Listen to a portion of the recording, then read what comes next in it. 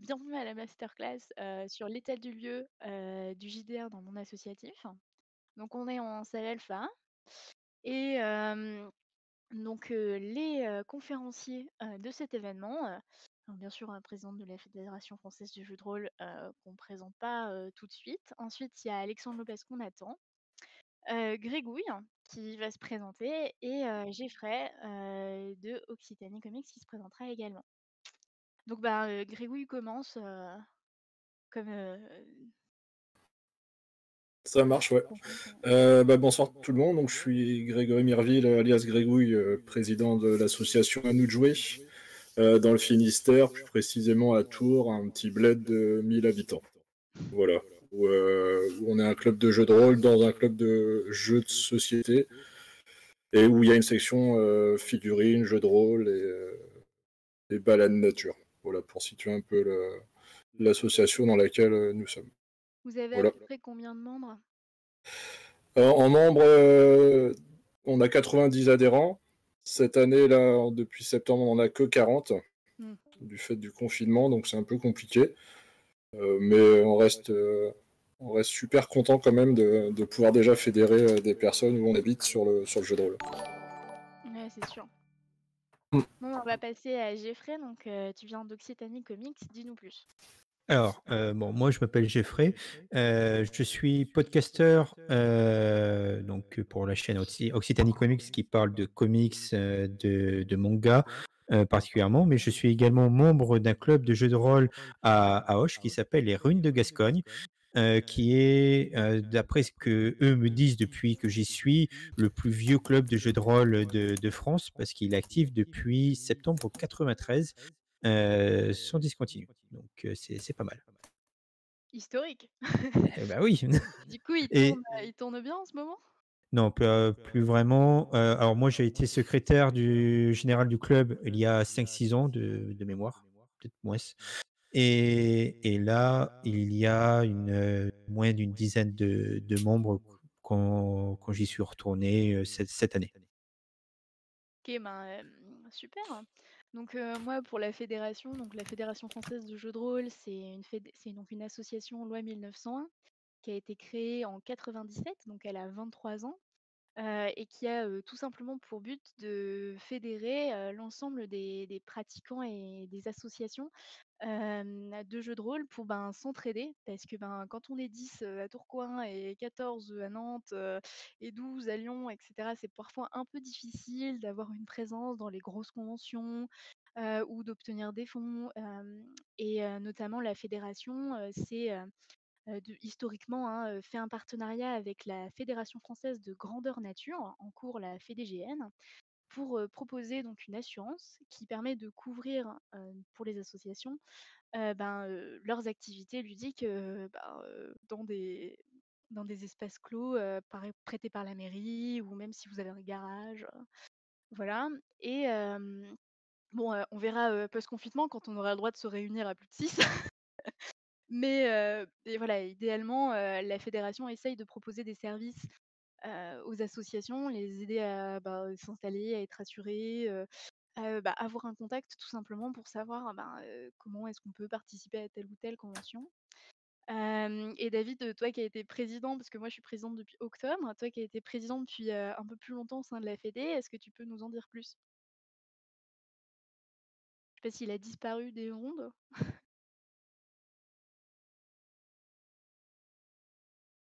Apparemment, il a coupé son micro. Alors, je sais que David, il a un souci de micro. Est-ce que Ah, tu arrives à parler? Je vais regarder si au niveau des rôles ça coince. Je vais le mettre intervenant, mais après il a quand même le rôle de gestionnaire, donc ça devrait aller. Mais... Non, ça marche pas. Tu as débloqué ton micro, mais on t'entend pas trop. ah, est-ce qu'Alexandre Lopez est arrivé? Ouais, il n'a pas l'air. Non? Non. OK. Bon, bah, en attendant que les micros se déplacent et qu'Alexandre arrive, donc pour les sujets, de cette conférence, donc on se sur cette table ronde, pardon, on s'est posé des questions sur justement, l'association autour du jeu de rôle. Comment c'est, aujourd'hui, qui fréquente nos associations, de quelle façon? Parce que ça fait, plus de 40 ans qu'on pratique le jeu de rôle, en association ou pas d'ailleurs. Et est-ce que notre manière de le faire a changé? Est-ce que les raisons de venir jouer ont changé? Il y a aussi la façon dont on adapte, l'initiation au jeu de rôle, aux nouvelles pratiques, aux nouvelles technologies et cetera, comment ça influence, l'associatif.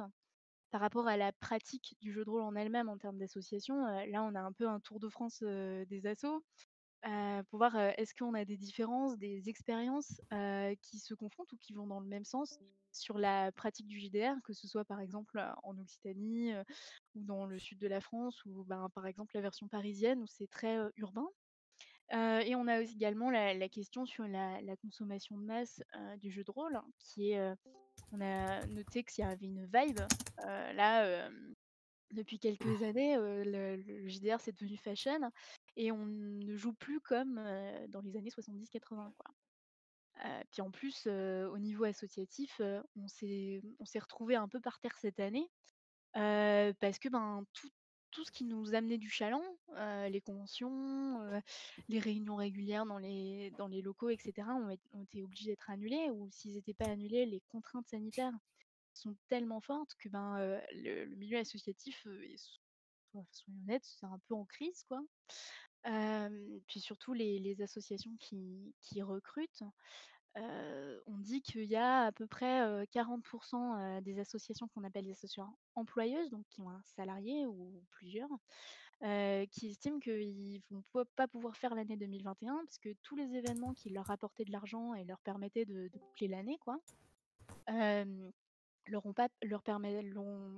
permettent pas de faire une année supplémentaire à vide.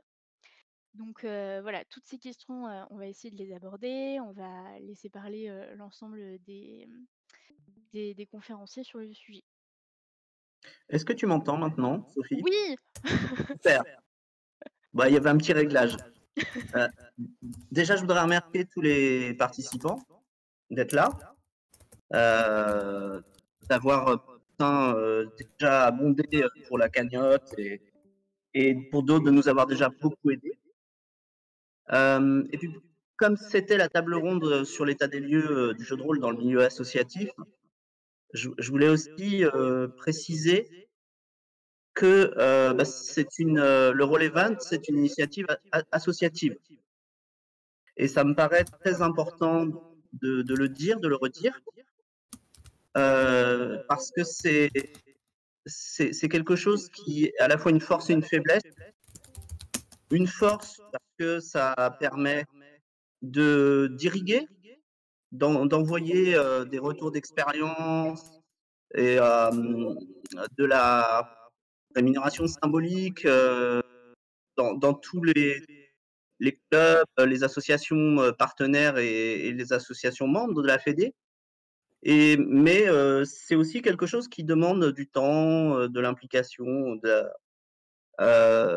beaucoup d'abnégation, avec quelques petits aléas de temps en temps. Donc voilà, c'est ces faiblesses de l'activité associative, avec des hauts, des bas et qui est aussi très corrélée à la vie privée, à la vie personnelle des gens, parce que on n'est pas à l'abri d'être impacté par tel ou tel événement de la vie professionnelle ou personnelle qui nous empêche momentanément ou parfois définitivement de faire avancer notre loisir et notre passion. Donc c'est important de dire que dans le monde associatif, tout le monde donne bénévolement de son temps, de son énergie. Et donc voilà, savoir se dire qu'on peut se tromper, on peut faire des erreurs, on peut faire des boulettes, et que tout ça est fait pour une bonne cause et avec bonne volonté. Voilà. Et je tiens à te dire que je suis très content de m'être succédé à la présidence de la Fédé. Voilà. Mais voilà donc Ça, je voulais une bonne table ronde. merci. Bon, bah, c'est parti. Alors, bah, état des lieux du jeu de rôle, bon, qu'est-ce que vous en pensez, Jeff, Greg? Alors, c'est un sujet qui est quand même assez vaste. Je pense qu'il y a pas mal de choses à dire dessus. Je pense que alors nous, de notre côté, je dirais au niveau des ruines de Gascogne, on se trouve quand même dans une ville qui s'appelle Auch. Donc c'est pas Paris, c'est pas Toulouse, c'est très rural, on va dire, et on va avoir pas mal de difficultés à avoir de nouveaux joueurs, et puis avec les aléas de la vie, comme a pu dire, David un peu avant, les gens évoluent, travaillent, ont des enfants, et donc forcément, se réunir, pour nous le samedi de 16 h jusqu'à minuit, ça devient un peu plus compliqué une fois qu'on devient, on va dire, entre guillemets, «un peu plus adulte», malgré qu'il y en ait toujours, et des grands anciens comme notre président qui est là depuis, 2005. Je crois qu'il a la présidence du club, qui est toujours là tous les samedis dès qu'il peut, qui vient, ou notre trésorier, qui est là, ou également dès qu'il y a une partie qui l'intéresse. Mais c'est vrai que pour la plupart, moi j'ai commencé, le club à Auch, j'habitais, dans le 40, à la frontière du 40, donc à 1 heure du club. Je faisais l'effort de me déplacer. J'y suis resté 2 à 3 ans, puis après j'ai déménagé, dans Toulouse, où je travaillais le samedi après-midi, donc je pouvais pas y aller, et après, j'ai essayé d'y aller, mais ça a pas tenu très, très longtemps, donc j'ai fait que quelques sessions. Puis après j'ai redéménagé, là je suis encore plus loin, je suis à 1 h 30, mais j'essaye toujours essayer de me déplacer. Donc c'est vrai que les aléas de la vie font que c'est des choses qui sont un peu compliquées, et dans le monde rural, le jeu de rôle n'attire pas forcément énormément de personnes, et quand on essaye, ou en tout cas au niveau des clubs, on essaye de faire plusieurs parties d'essai pour voir si la personne, vaut le coup, enfin «vaut le coup» entre guillemets, s'adapte à nous, et que nous on s'adapte à lui également, et que de temps en temps, bah, c'est compliqué de s'adapter, et on retient pas la personne, et voilà, donc pour diverses raisons. Mais c'est vrai que le jeu de rôle reste quand même assez compliqué pour fédérer, en tout cas dans le monde rural. Après je sais pas pour Grégory. Greg, ton point de vue? Alors, mon point de vue, nous, pour moi, c'est différent du tien, Geoffrey. Vraiment, notre petit bled, tu vois, c'est vraiment 1000 habitants. C'est pas, Ah oui, je pense que oui. c'est beaucoup plus que ça. Donc, nous, c'est un village, quoi, vraiment. Et dans notre village, on arrive à fédérer des gens qui sont du village. On est 3 à être sur la section jeu de rôle. Après, on a plein de personnes qui viennent des villes avoisinantes, parce que ce qu'on se rend compte sur des grandes villes comme Quimper, par exemple, les clubs de jeux de rôle, ils sont fermés au niveau accueil de personnes, de nouvelles personnes. Que nous, on a les locaux, on a les personnes disponibles pour mener, on a le temps, et nous, on accepte tout le monde. On ne fait pas forcément de partie de chauffe, entre guillemets, pour voir si ça fait l'affaire ou pas. Après, ça fait pas l'affaire, la personne part d'elle-même. Souvent, c'est le cas, mais pour n'importe quelle activité, de toute manière. Mais ce qui est important, c'est ça. C'est à la base les gens d'extérieur qui viennent, les jeunes du village qui viennent découvrir aussi, les enfants. Pendant le mois d'octobre, on a réussi à faire notre convention. On a fait venir 80 personnes sur notre convention de jeu de rôle. C'est la première qu'on mettait en place cette année. Avec évidemment toutes les belles choses du Covid, donc on n'avait pas à mettre de buvette ni de restauration, donc pour ramener de la thune, on n'a rien ramené, parce que c'était une entrée gratuite. Voilà, on voulait faire découvrir, et malgré cette année difficile, ben, ça nous a permis de faire rentrer 80 personnes qui sont venues sur le festival, et beaucoup qui sont venus en famille. Des enfants qui sont venus avec leurs parents et qui ont joué avec leurs parents. Et ça, c'était vraiment une grande force, je trouve, de pouvoir mettre ça en place cette année. Et comme vous disiez tout à l'heure, ouais, le jeu de rôle commence à être ouvert à plein de personnes, fashion ou pas, je ne sais pas si c'est le mot, mais en tout cas, ça plaît énormément, et, et c'est très agréable à jouer et faire découvrir de nouvelles personnes qui ne sont pas du tout dans ce monde-là, entre guillemets, du jeu de rôle, et qui viennent le découvrir. C'est vraiment sympathique. Voilà. Ouais, ouais, c'est sûr, que, Moi, je vous rejoins un peu sur les 2 thèmes. Après, à la fédé, on a moins d'activités, régulières. À la fédé, on va plutôt faire, des gros événements, on va appeler justement, nos associations, bon, surtout parisiennes, hein, parce que en termes de local, souvent on est moins présent que des associations très fortes et locales qui organisent leurs propres conventions et qui finalement se débrouillent hyper bien tout seuls et la seule chose qu'on a besoin de faire, c'est faire de la pub. Et donc sur des événements, parce qu'on a couvert notamment, cette année en janvier, avant qu'il y ait, toutes ces histoires de covid, tout ça, l'année dernière, nous aussi, on l'a fait, on est allé, faire des animations à la BNF. Hem et on trouve que oui, la force aujourd'hui, du jeu de rôle, c'est, vraiment l'initiation. On a constaté que bon, on savait déjà, hein, le jeu de rôle pour commencer, il faut être initié. C'est-à-dire que, on peut pas, juste prendre un bouquin de jeu de rôle et se lancer. Enfin, il y en a qui vont le faire, hein, mais c'est toujours plus difficile. Tu as besoin un petit peu d'être intronisé, ou de casser les clichés ou la peur.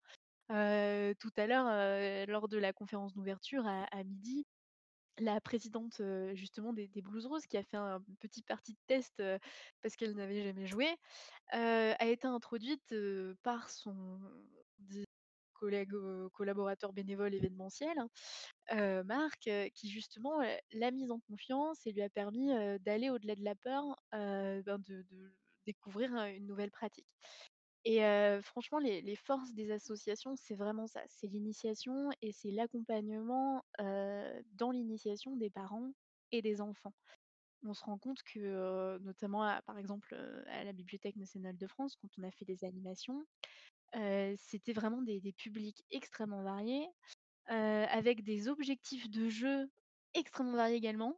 Il y en a qui voulaient jouer des trucs drôles, il y en a qui voulaient jouer des trucs d'aventure, il y en a qui voulaient jouer avec leurs enfants, alors il fallait pas que ce soit trop compliqué, donc on a eu des trucs style My Little Pony. Hem et vraiment, c'est hyper intéressant de voir que cette population a un engouement, et fait découvrir aussi, parce que finalement on se rend compte que ceux qui viennent en famille, les parents ont déjà fait du jeu de rôle quand eux étaient adolescents. Donc en fait, c'est déjà la deuxième, voire la troisième génération de joueurs. Je sais pas si vous avez ça dans vos propres assos ou c'est vraiment, fresh start, que des débutants, toute la famille? Alors, pour ma part, je fais partie de la deuxième génération parce que c'est mon oncle qui m'a initié. Donc déjà là-dessus, c'est ce que tu dis, c'est pas faux. Après généralement, en tout cas pour les runes et quand je prends l'exemple uniquement des runes, les enfants sont encore trop petits pour s'y mettre. Même si j'ai un membre qui est un ami, qui commence à initier sa fille sur des petites en fait, qui lui fait des parties de test avant de nous les faire tester à nous. Mmh. En plus gentillesse sur Yggdrasil, donc c'est vrai que lui, il essaye d'introduire un peu plus sa fille pour là-dessus et c'est très bien, hein. Ouais. D'ailleurs dans vos assos, parce que nous à la FEDO, on voit principalement de l'initiation. Pour quelles raisons, ben, vous avez des adhérents? Est-ce que c'est pour venir jouer régulièrement? Est-ce que c'est pour découvrir? Est-ce que c'est pour larguer son mari pour qu'il fasse des trucs et pendant que toi tu vas faire du shopping? Non, nous il y a un copain qui aimerait bien que sa femme le largue plus souvent pour qu'il aille faire du jeu de rôle, mais il peut pas. Mais ça, c'est parce qu'il a des enfants en bas âge. Ouais. Non, pour revenir tout à l'heure, c'est par rapport aux enfants, ouais, nous, on est en âge où on a déjà joué ado depuis les années 90, donc du coup, nos enfants jouent. Et c'est surtout ouais, d'autres enfants qui viennent jouer, et ça, c'est plutôt intéressant, et des enfants où leurs parents n'ont jamais joué. Donc ça, Mmh. c'est plutôt chouette. Ce qui est chouette aussi, c'est tout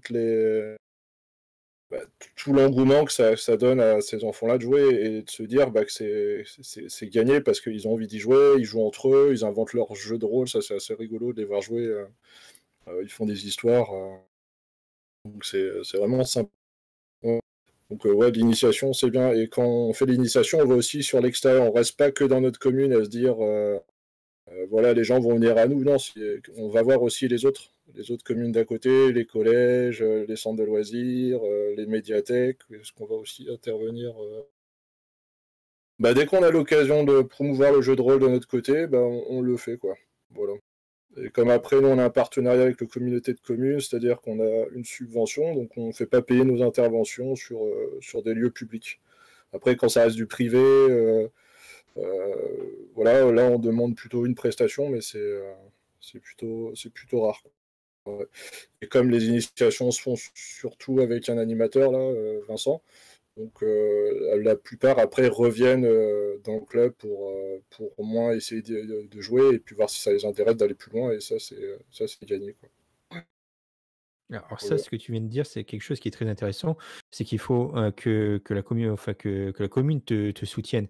Et quand tu as ta Mm. commune qui ne soutient pas, c'est vrai que c'est beaucoup plus compliqué pour un club de percer et de pouvoir vivre. Donc c'est vrai que c'est très bien que ta mairie te soutient pas mal, quoi. Bah, après, ils nous soutiennent, mais après, c'est aussi des subventions, c'est des dossiers que tu montes. C'est des dossiers que tu dois écrire avec des objectifs, hein, voilà, pourquoi telle et telle manière. Tu mets les choses en place et effectivement, si la commune ne te suit pas, c'est le bordel. Nous, on a des gens qui ont une asso à côté de jeux de société où c'est plus compliqué avec eux, avec la mairie, au niveau relationnel, au niveau disposition des salles, tout ça. Donc, c'est plutôt le bordel pour nous. Mais nous, on a vraiment une bonne affinité. Et puis, comme on met des actions en place, des conventions, enfin, de jeux de rôle comme cette année, ou régulièrement des festivals de jeux, parce qu'on est à la base une association de jeux. Mhm. Donc ça fédère du monde, ça fait venir sur un petit bled, tu vois, 450 personnes sur un week-end, c'est plutôt cool. Et ça monte l'image de la ville, enfin voilà. Donc dans notre ville, si tu as un à y faire, tu viens pas, quoi. Voilà, c'est en gros pour résumer. Mais c'est Ouais. mais c'est intéressant, ouais. Ouais, D'avoir je des bonnes. rebondir parce que ouais, j'aimerais rebondir sur ce que tu dis sur les subventions, etc. C'est vrai que les associations, la condition, enfin sine qua non pour comment dire? Recruter des membres, avoir, un impact local et cetera, c'est faire, les démarches auprès des mairies et des communes et il y en a beaucoup qui le savent pas, mais effectivement les mairies, les communes peuvent mettre, et souvent, ont un plan culturel, on va dire, dans lequel ils peuvent intégrer le prêt, à titre gratuit, de locaux, ou l'occupation pour certains week-ends, bien définis, des espaces de médiathèque, ou d'une bibliothèque qui est qui périclite. Typiquement, une association, de jeux de rôle a toute sa place dans un programme de Mm, mairie comme ça.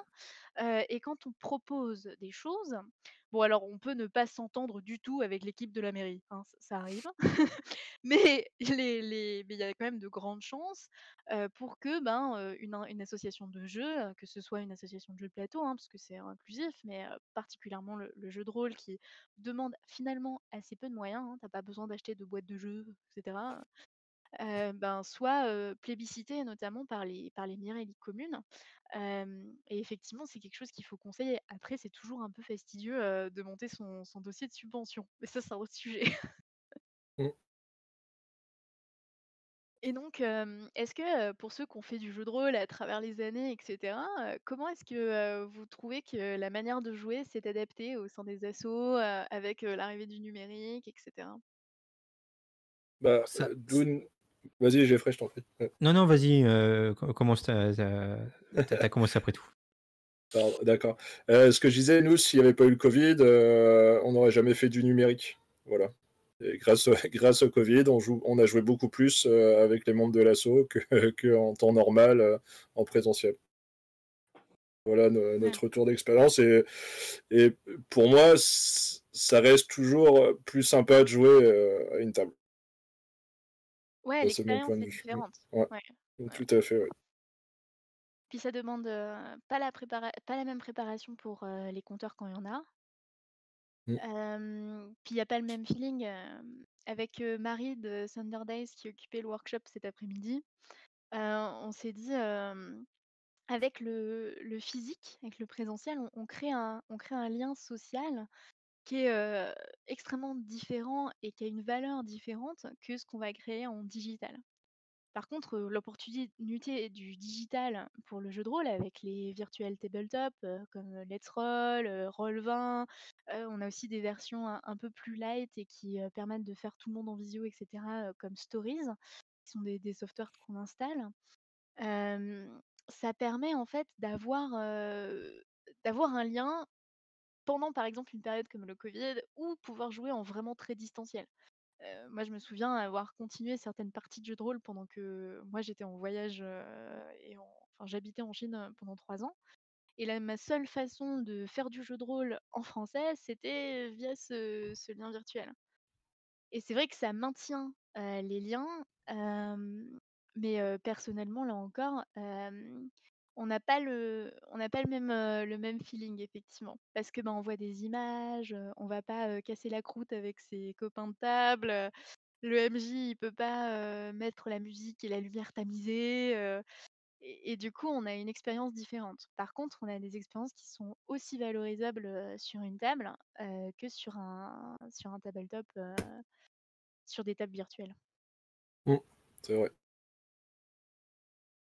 Alors, nous, de notre côté, alors je suis en train de regarder sur le forum du club, mais c'est vrai que depuis le premier Covid, il y a eu des tables plus régulières qui s'est montées, dont une table à Eric qui a commencé, ils ont commencé à jouer tous les jeudis, et puis à la fin du Covid, ils se sont mis à jouer tous les vendredis sur Roll20. Mais on a à peu près maintenant tous l'occasion de pouvoir faire des parties de jeux de rôle assez facilement grâce à Roll20 ou qu'on Roll20 plante parce que bon ça arrive à ce qu'il plante, on bascule tous sur le Discord, mais voilà, c'est vrai que ça permet pareil aux membres du club éloignés. Donc bon, moi je suis en Ariège, je suis à 1h30 de Hoche, ça me permet de jouer un peu plus souvent avec les membres du club.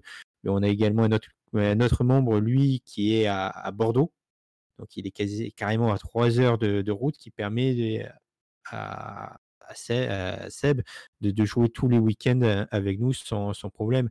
Donc c'est vrai que ça, c'est le gros avantage de ce confinement et en fait de cet aspect numérique, c'est pouvoir se retrouver sans se poser trop de questions. Moi, je suis au bord du divorce, ça fait le troisième week-end de suite que je fais du jeu de rôle, donc c'est compliqué. Et oui, le jeu de rôle est aussi, soutien émotionnel, camaraderie et tout ça. Mais pour revenir au sujet de l'évolution dans les assos, pour ceux qui ont fait des conventions et cetera, moi je me suis rendu compte que l'attitude, vis-à-vis du jeu de rôle a aussi, beaucoup changé. Moi, quand j'ai commencé le jeu de rôle, j'étais ado, j'avais, quelque chose comme, ouais 12 ans, j'étais même pré-ado et j'ai commencé avec rien quoi. J'avais un bouquin et puis le bouquin, on le faisait tourner parce qu'on en avait qu'un et finalement on était, je crois moins exigeants, que les personnes qui sont aujourd'hui en initiation et qui attendent parfois, des expériences méga super waouh. Hem, alors que, ben, le principe du jeu de rôle, c'est pas forcément de gagner, c'est pas forcément d'être un show, d'être un truc, hyper, hyper démonstratif ou de faire que des choses épiques et cetera et je me suis rendu compte que effectivement les attentes sur le jeu de rôle avaient peut-être, drastiquement, changé. Je sais pas ce que vous en pensez? Alors éventuellement ça, ouais, ça, j'ai pu remarquer, avec surtout quand tu prends, sur des tables d'initiation avec beaucoup de jeunes. Alors quand je parle de jeunes, c'est collège, lycée, hein, eux, ils vont s'attendre à plus, presque à du MMORPG, on va dire, à du WoW et compagnie, et à vouloir lancer les dés absolument pour lancer les dés. Donc c'est vrai que ça, c'était un côté un peu compliqué et un peu fastidieux pour le MJ qui essaye de lui expliquer que le jeu de rôle, c'est pas que ça, c'est pas que lancer les dés. et qu'il y a tout un monde qui est là et que voilà. C'est pour ça que nous, on fait des parties d'essai pour voir si la personne arrive à comprendre que ce genre de choses. Parce que honnêtement, quand il y a des vieux joueurs qui ont 20 ans de jeu de rôle et qui se tombent face à ce genre de jeunes, ça peut être assez compliqué. Et généralement, le MJ qui s'occupe des tables de jeunes, ça devient vite une corvée. Je l'ai vécu presque pendant 6 mois. C'est vrai que quand ils comprennent pas qu'il y a autre chose derrière et que quand ils font c'est pas un jeu vidéo, c'est pas comme WoW, si je pourrais citer WoW, je pourrais citer tous les jeux où quand on meurt, on ressuscite et on recommence. Quand on meurt, on perd un personnage. Ça m'est même arrivé d'être sévère une fois sur une partie de Cops pour raconter un peu ma vie. Ou quand un jeune, bon, il a bien évolué, hein, John, hein, il est devenu un très, très bon joueur avec le temps, hein. Je l'ai recroisé dernièrement. C'est vraiment devenu un très bon joueur et un bon MJ également. Mais au début, bah, voilà, il faisait tout et n'importe quoi.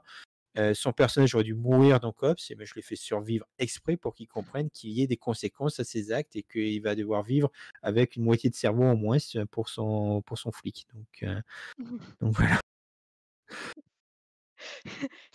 Les expéditions punitives et la mort de personnages, sujet qui divise. Oh, moi, j'en tue des persos, mais bon, c'est vrai que là, je voulais le faire survivre pour justement pour que cet esprit de lancer les dés pour lancer les dés disparaisse un peu, qu'il comprenne que son personnage peut survivre et qu'il peut vivre avec des conséquences. Ouais, d'ailleurs on parlait avec, Petit Cœur donc qui a du mal à se connecter. Justement hier en préparant la conférence, on se disait, il y a un autre truc, c'est que, avec la culture, on sait pas trop si c'est la culture consommation, si c'est l'effet instantané, qu'il va y avoir sur les réseaux sociaux et cetera. La nouvelle, génération de joueurs, ils vont, papillonner.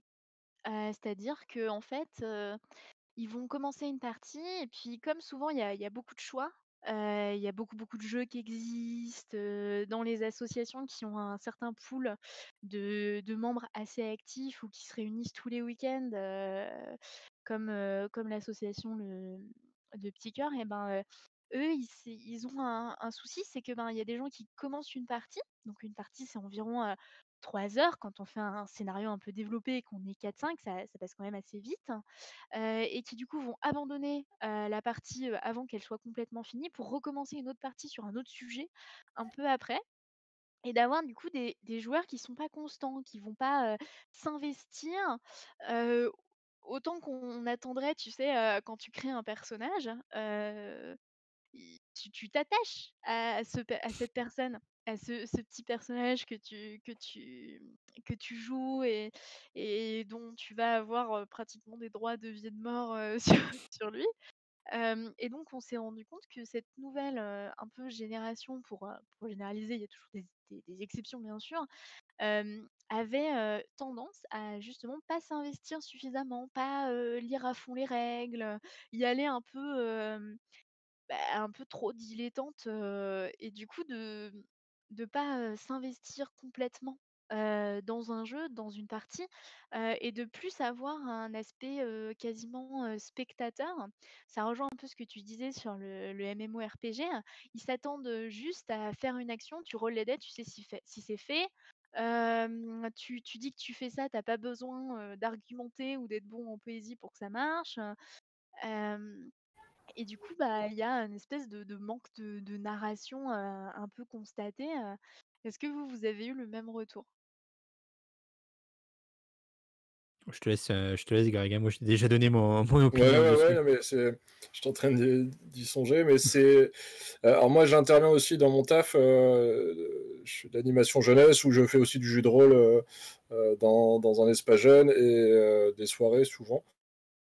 C'est là où on a vraiment que enfin, où j'ai vraiment que des tables de jeux de jeunes. Sinon, les jeunes dans l'asso, eux, viennent à des tables d'adultes. Donc, c'est Mmh. ce que j'aime bien, moi, justement, quand des jeunes viennent à des tables d'adultes, c'est toute cette fraîcheur qu'ils peuvent apporter aux gens qui se connaissent déjà depuis pas mal d'années et c'est vraiment agréable à jouer. Après, une table que d'ados, ouais, c'est ça, c'est vraiment, ils veulent lancer les dés, ils veulent que ça aille vite, ils prennent pas le temps d'y réfléchir à ce que leur personnage va faire, donc c'est assez rigolo. Une fois que tu mets bien les règles, parce que souvent, quand ils viennent sur des scénarios, en tout cas des aventures comme ça, ils connaissent pas l'univers ou les règles profondes du jeu. Donc, tu peux aussi adapter selon ton public. Et moi, c'est ce que je fais. Donc, je suis par exemple dans un groupe, il y en a un qui me fait chier parce que ça fout trop le bordel dans le groupe. Et il y a plus cette histoire de cohésion de groupe. Je peux décider que son personnage, il a lâché. Enfin, voilà. Le faire crever son personnage s'il y a besoin, sinon trouver d'autres moyens. Et après, ça peut être dégueulasse de faire ça, mais en tout cas, ça permet de poser de poser le cadre. Et quand on refait des parties après, là, ils réfléchissent beaucoup plus à ce que vont faire leurs personnages et demandent beaucoup moins à lancer les dés. Mais aussi, tout dépend du scénario qu'on met en place. Si c'est un scénario aventure ou simple, j'ouvre des portes, je vais chercher un trésor, bah là, ils vont lancer du dé, mais si c'est un scénario où il faut réfléchir avant de lancer les dés, ouais, c'est plus sympa. Mais ils ont. Après, généraliser, c'est compliqué, mais il y a quand même, on voit des enfants qui ont, enfin, en tout cas, des jeunes qui ont besoin de. Enfin, qui ont besoin, c'est pas le besoin, mais qui, en tout cas, peuvent parler devant les gens sans problème. Et ça, c'est important parce qu'il y a quand même des ados, même s'ils jouent avec d'autres copains, ils ont du mal, mais il y en a d'autres qui peuvent aussi s'affirmer dans le groupe. Et ça, c'est plutôt agréable de voir ça à une table. Des jeunes qui parlent pas beaucoup et d'un coup, leur personnage va le faire parler. Et ça, c'est intéressant aussi dans la manière de jouer avec eux. Ouais, ouais. Mm. Ah, ça, c'est ce qu'apporte le jeu de rôle intrinsèquement, c'est de pouvoir tester des choses dans des situations qui nous protègent en tant que personne. Le personnage protège aussi la personne et peut concrétiser des envies on n'aurait pas osé en tant que nous, quoi. Mais comme le personnage, il a un autre prénom, il a d'autres skills, etc., ben, on va oser le faire. Et ça, Mm. c'est positif. Et donc pour revenir à l'association en elle-même, donc pour qui est le cadre en fait de tout ça, est-ce que Ouais. est-ce que c'est difficile de motiver des MJ ou de recruter des bénévoles? Oh oui. Non. Pourquoi? Moi, je dis non. Alors, vite fait, avant de partir sur cette question, il y a quelque chose sur le chat qui s'est dit qui peut être intéressant quand même. Ah oui, C'est pardon. Sybille qui l'a dit. Si les jeunes joueurs, joueuses ont besoin de parties plus courtes pour papillonner, cela veut dire qu'il faut imaginer de nouvelles façons de jouer, tout simplement. Chacun, chacune doit y trouver son compte. Oui, bah oui, effectivement, Sybille, qui est une habituée de la fédé, elle a absolument raison. Hem, Bah oui, le jeu de rôle s'adapte, hein. D'ailleurs, j'en parlais avec Petit Cœur, hier, pour lui donner un peu la parole en différé. C'est que, ben, eux, ils ont les parties en moyenne de jeu de rôle, ça va être, en général, minimum, 3-4, mais la bonne moyenne d'une vraie grosse partie de jeu de rôle à 6-7, c'est quand même 6 heures. Puis il y en a qui sont un peu marathoniens et qui font presque 12-13 heures de jeu, pratiquement sans s'arrêter juste pour manger. Et donc, quand même, le jeu de rôle s'est adapté. Maintenant, on fait des parties d'initiation. On voit d'ailleurs tous les éditeurs qui ont sorti des kits d'initiation qui te permettent très rapidement de devenir MJ et de faire une partie qui dure 1h30. Nous, à la Fédé, on a plein de MJ qui se motivent pour faire des parties de 45 minutes, 1 heure max. Et Mm. effectivement, on s'adapte. Mais on n'a pas le choix. Mais comme avec le Covid, hein, on s'adapte. Bah, nous, dans l'assaut, l'animateur, là, Vincent, qui s'occupe pas mal des ados aussi, lui, il fait des formats d'1 heure et demie maximum. Ouais. Mmh. Alors Non, après, c'est moi, vrai. je trouve que le format d'1 heure et demie pour des jeunes, c'est compliqué, surtout qu'on est en club et que tout le club fonctionne sur des parties de grosses sessions, on va dire de 6 heures. Mmh. Ça voudrait dire que le MJ qui s'occupe des jeunes, au bout d'1 heure et demie, il plie bagage et il s'en va. Et il laisse les autres copains jouer. Ça peut être aussi un peu compliqué, surtout quand il y a chez nous des MJ qui font une demi-heure, 1 heure de route. C'est assez compliqué, je pense, comme question, quoi. Je Après, si pense on que fait que c'est des comme parties tout, hein. d'initiation en festival ou autre, là, il y a pas de problème. Les MJ peuvent enchaîner des parties d'1 heure et demie d'initiation et sans aucun problème pour faire découvrir le club. Je pense que sur cette question de timing, on peut jouer malin. un scénario d'un MJ qui fait 1 heure et demie et tous les autres qui font 4 heures de jeu de rôle à côté, ben, il a qu'à faire enfin, entre guillemets, il a qu'à, non, il pourrait faire jouer 2 fois le même scénario, avec des fins beaucoup différentes. Mais voilà, c'est une idée comme ça. Et du coup, il verrait 2 fois plus de PJ. Mais, mais non, non, c'est sûr que ben, pour des associations qui ont des. Ça dépend un peu de la moyenne d'âge, on va dire. La moyenne d'âge et des attentes des gens dans les assos. C'est sûr que ben, une association n'est que l'addition de ses bénévoles et de ses membres. Et que ben, Ouais. si tes membres, ils n'ont pas envie de faire un certain nombre de choses, ben, ils vont pas le faire. Ça, c'est sûr. Mm. Alors après, pour répondre à ta question, nous les MJ, on n'a pas de problème d'en trouver déjà dans le groupe de joueurs et tout ça. On est 5 MJ à tourner Mhm. sur différents univers, tout ça. Et après, dès qu'on organise une convention ou un festival de jeu, il y a les personnes qui viennent et qui font pas forcément du jeu de rôle à la base, mais Mm. qui viennent nous soutenir. Et ça, c'est important. Et même pour la convention, on a trouvé d'autres MJ qui sont venus d'autres communes, d'autres clubs pour faire découvrir le jeu de rôle pour les personnes qui venaient à la convention. Et au sein de votre association, pour j'allais dire, le CA, la trésorerie, tout ça, vous avez pas de Ouais. mal à recruter non plus? Moi, je suis président encore une année parce que j'ai un projet de vie où je pars au Portugal, donc je ferai plus du jeu de rôle dans le village. Ouais. Mais après, bah, de toute façon, dans les villages, en tout cas dans le nôtre, les membres qui sont déjà dans l'association, que ce soit trésorier ou secrétaire, enfin peu importe, sont déjà membres dans d'autres associations du village. Donc on est déjà présent sur le secteur. Et après, ça reste toujours difficile, que ça soit une petite ou une grosse association, que quelqu'un prenne le rôle de présidence. Alors après, peut-être réfléchir justement j'ai créé une autre asso un jour de système d'échange local où on a mis tout le monde président. On a créé une collégiale dans les statuts, loi 1901, et comme ça, tout le monde est président, tout le monde est secrétaire, tout le monde est trésorier. Après, c'est juste à savoir qui veut faire quoi. Et c'est ça, nous, dans le bureau, on est 8, et il y en a 5, on les appelle les SPF, sans poste fixe, ils n'ont pas de particularité. C'est quand il y a besoin de donner un coup de main pour une tâche bien précise, ils sont là, quoi. Et Mm. comment ça s'organise côté occitan? Alors, de notre côté, au niveau des MJ, on a pas mal de joueurs qui avaient un peu peur de se lancer et compagnie, mais également de proposer qu'il y ait des jeux qui plaisent à tout le monde. Donc on a un forum et sur le forum, on propose un jeu comme quoi on aimerait masteriser. Par exemple, j'aimerais bien masteriser, ben, je l'ai acheté pour rien quasiment, Star Trek Adventure. Là, on voit si on a des joueurs potentiels qui sont intéressés. Et s'il y a des joueurs potentiels intéressés, ben, ils disent on est intéressé compagnie. Ça permet au MJ de faire des dépenses utiles et pas se retrouver avec 100 € de bouquin pour rien. Et voilà. Après, il y a également la peur du joueur de se lancer de lui-même. Alors, c'est hors club, mais j'ai un ami, il a mis 10 ans à vouloir commencer à masteriser parce qu'il se sentait pas à l'aise, un peu timide et compagnie. Et de l'autre côté, j'ai un autre ami, il a fait sa première partie de jeu de rôle avec moi. Il m'a dit: «Bon, écoute, demain, j'achète les bouquins, je masterise». Donc c'est vrai que ça dépend vraiment c'est vraiment le côté très aléatoire de la personne, s'il a le courage ou pas de s'y mettre. Et parce que bon, c'est vrai que, le club, il y a quand même une moyenne d'âge qui est un peu élevée. Donc, on a des personnes qui sont très exigeantes. Notre président, il est très exigeant sur les parties.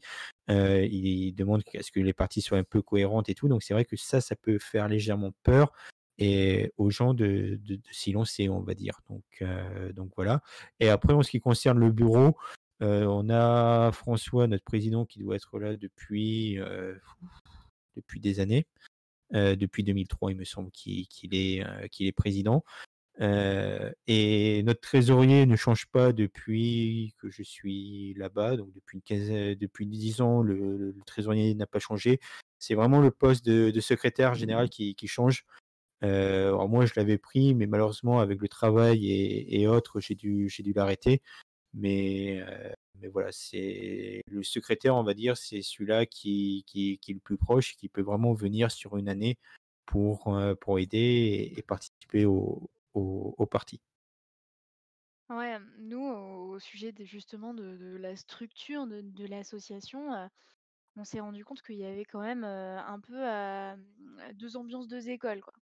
C'est-à-dire que soit on est dans une communauté qui est très soudée, comme visiblement ça se passe côté Greg, où justement ça tourne, on arrive à recruter des MJ, on a des socles, des gros rouages qui font tourner la boutique et ça s'enchaîne plutôt ok. Et puis on a la deuxième ambiance qui est un peu l'ambiance vieille asso des années 70-80, où là on a des populations qui cumulent souvent comment on appelle ça? Un peu le culture clash de génération, quoi. On a des très anciens qui jouent depuis des années, qui sont très investis, qui connaissent le jeu depuis 30-40 ans, qui sont sur Donjons et Dragons level 101, etc. Ils Sans mourront déconner, jamais. sans déconner, je l'ai vécu, hein, des joueurs non mais moi, mon personnage, il est divin. Ah Ah ouais, bah bravo. non, moi je suis Ouais. level 3. OK. On fait des parties où les 2 se rencontrent? C'est possible, genre? Et justement avoir cette jeune génération qui recommence à jouer, qui est un peu sur l'engouement avec des éditions, des nouveaux jeux, le crowdfunding qui a quand même, je trouve, assez relancé le jeu de rôle et le milieu associatif aussi, parce que ben, pour jouer, il faut quand même être en communauté, hein, parce que jouer tout seul à un jeu de rôle, c'est un peu nul. Heu Et donc ces associations-là, dont fait partie, bon an mal an, la Fédération française, bah, en fait, on s'est retrouvés à un moment, et David, pourra valider, à un moment de creux, dans les années, autour de 2007-2008-2014, tout ça, et ça a un peu repris, 2018-2019, avec, ben, des gens qui s'investissent, comme moi, comme Diane et cetera, et dans les autres assos, on a quand même du mal à recruter, un peu de gens qui veulent s'investir. C'est-à-dire que autant recruter des membres, c'est pas hyper difficile, pour être honnête. Mm. Recruter des MJ de manière, ponctuelle ou pour jouer leur jeu et cetera, complètement atteignable. Par contre, dès qu'on demande un investissement au sein du bureau, que ce soit, pour des SPF, sur des animations, sur des événements, sur plein de petites choses, ou sur des aides à la création d'assos, enfin, on a plein de trucs. Et ben là, c'est la galère. Parce que, l'investissement, fait et l'engagement en fait qu'on demande à un membre, actif du bureau d'une asso, ou un mec qui va gérer un petit peu l'association, bah, finalement, on s'est rendu compte que c'était souvent au-delà de ce que les gens acceptent. C'est-à-dire que si on lui dit, ben, par exemple la trésorerie, cas très concret pour la fédération, j'ai cherché un trésorier pendant 8 mois. Un Mm. recrutement de 8 mois, c'est hyper long, hyper, hyper long. Et il a fallu que je fasse, presque du chantage affectif, pour recruter ma trésorière. Et donc c'est vrai que c'est hyper compliqué de faire revivre et de faire vivre les associations. Et moi je pense pour 2 raisons, parce que, ben, il y a l'engagement qui est demandé aux bénévoles, et puis il y a le retour aussi. Bon, les bénévoles font les membres, le bureau d'une association. Personne veut être trésorier, Sibylle. Oui, mais non, Ah c'est oui, des fun bières, d'être faut mettre des bières. faut prévoir des chocolats ou des menaces. La carotte, ça marche mieux que le bâton en général. Mais la trésorerie, c'est les sous. Il y en a plein qui ont pas compris que banquier, c'était, the place to be. Mais bon, blague mise à part, effectivement, c'est très dur de recruter des membres qui s'investissent, et on s'est rendu compte, notamment en parlant avec Petit Cœur et en parlant avec d'autres présidents d'associations.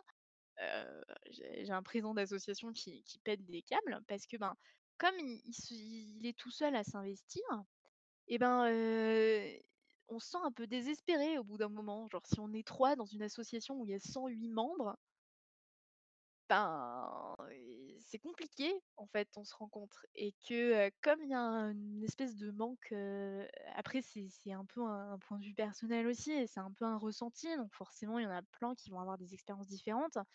Mais voilà, quand on donne justement Salanaël, c'est dur les prénoms.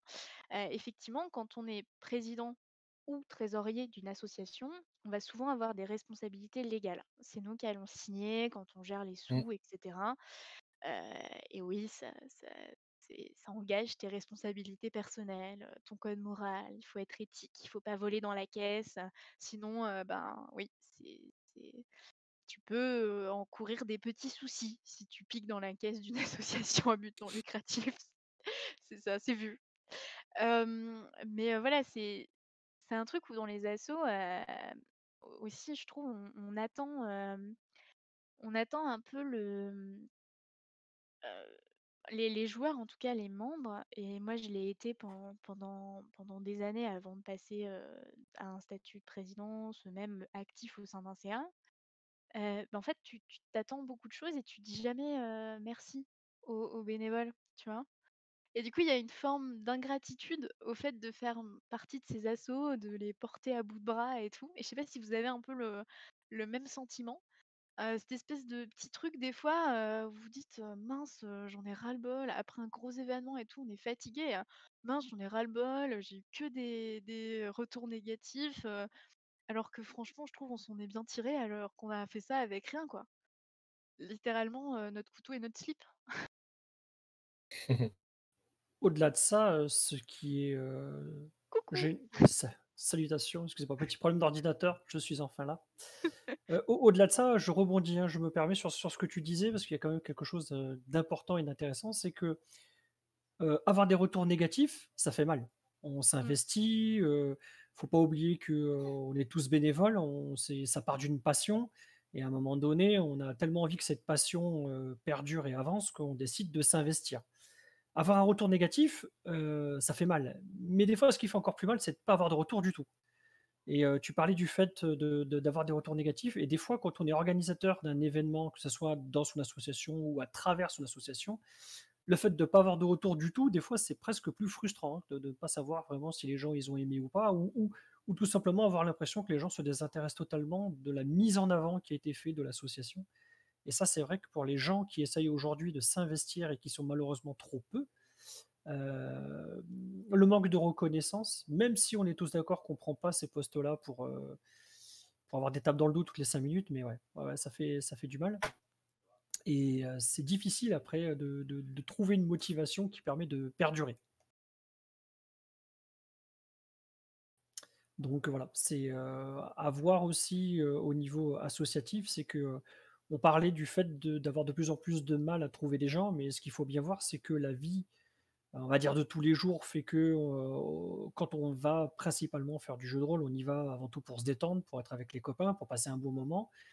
Et il est vrai que avoir un poste dans une association, ça a des responsabilités éthiques, pénales, légales, et que plus on prend un poste important, je pense notamment aux 2 postes obligatoires, hein, qui sont trésorier-président. Ce sont quand même les 2 postes qui ont, quoi qu'il arrive, compte à rendre, par rapport au légal et au pénal. Ça peut rebuter des gens de se dire, «Mais voilà, je vais m'investir, je vais passer du temps personnel que je vais prendre peut-être sur, ma vie de famille ou sur mes autres loisirs, et si à côté de ça, j'ai l'impression que les gens, ne me suivent pas, pourquoi investir ce temps?» Ouais, bah, Greg avait eu un truc intéressant, tout à l'heure avant que tu sois connecté. Il disait, ben, lui, dans son association, il y a une organisation collégiale, donc tout le monde est président et Non, trésorier. non, c'est pas ça. Dans Ah, une ou autre pas? asso, on avait monté une collégiale, mais ce que je me disais, si un jour j'ai à recréer une autre asso de club de jeux de rôle, je mettrais une collégiale.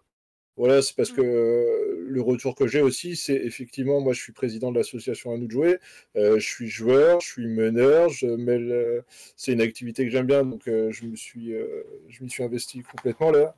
L'asso, elle existe depuis 2013, moi ça fait 3 ans, la 3e année que je suis président.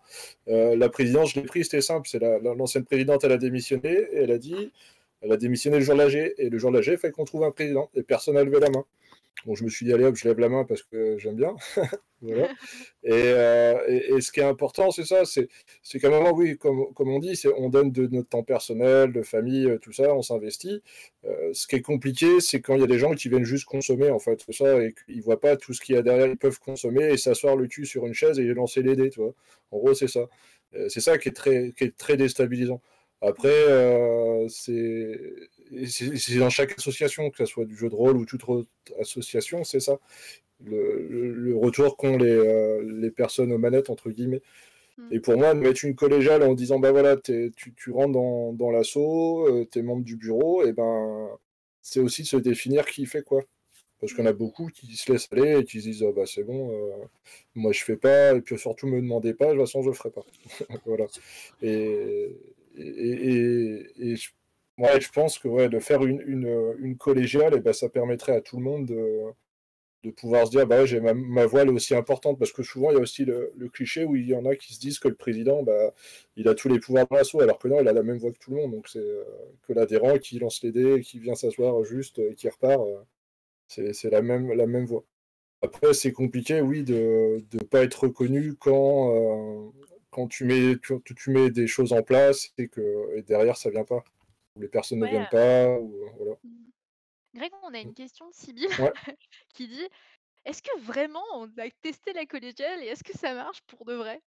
Pour de vrai, ça marche dans un système d'échange local qu'on a créé sur Tours. C'est chacun à sa voix et chacun est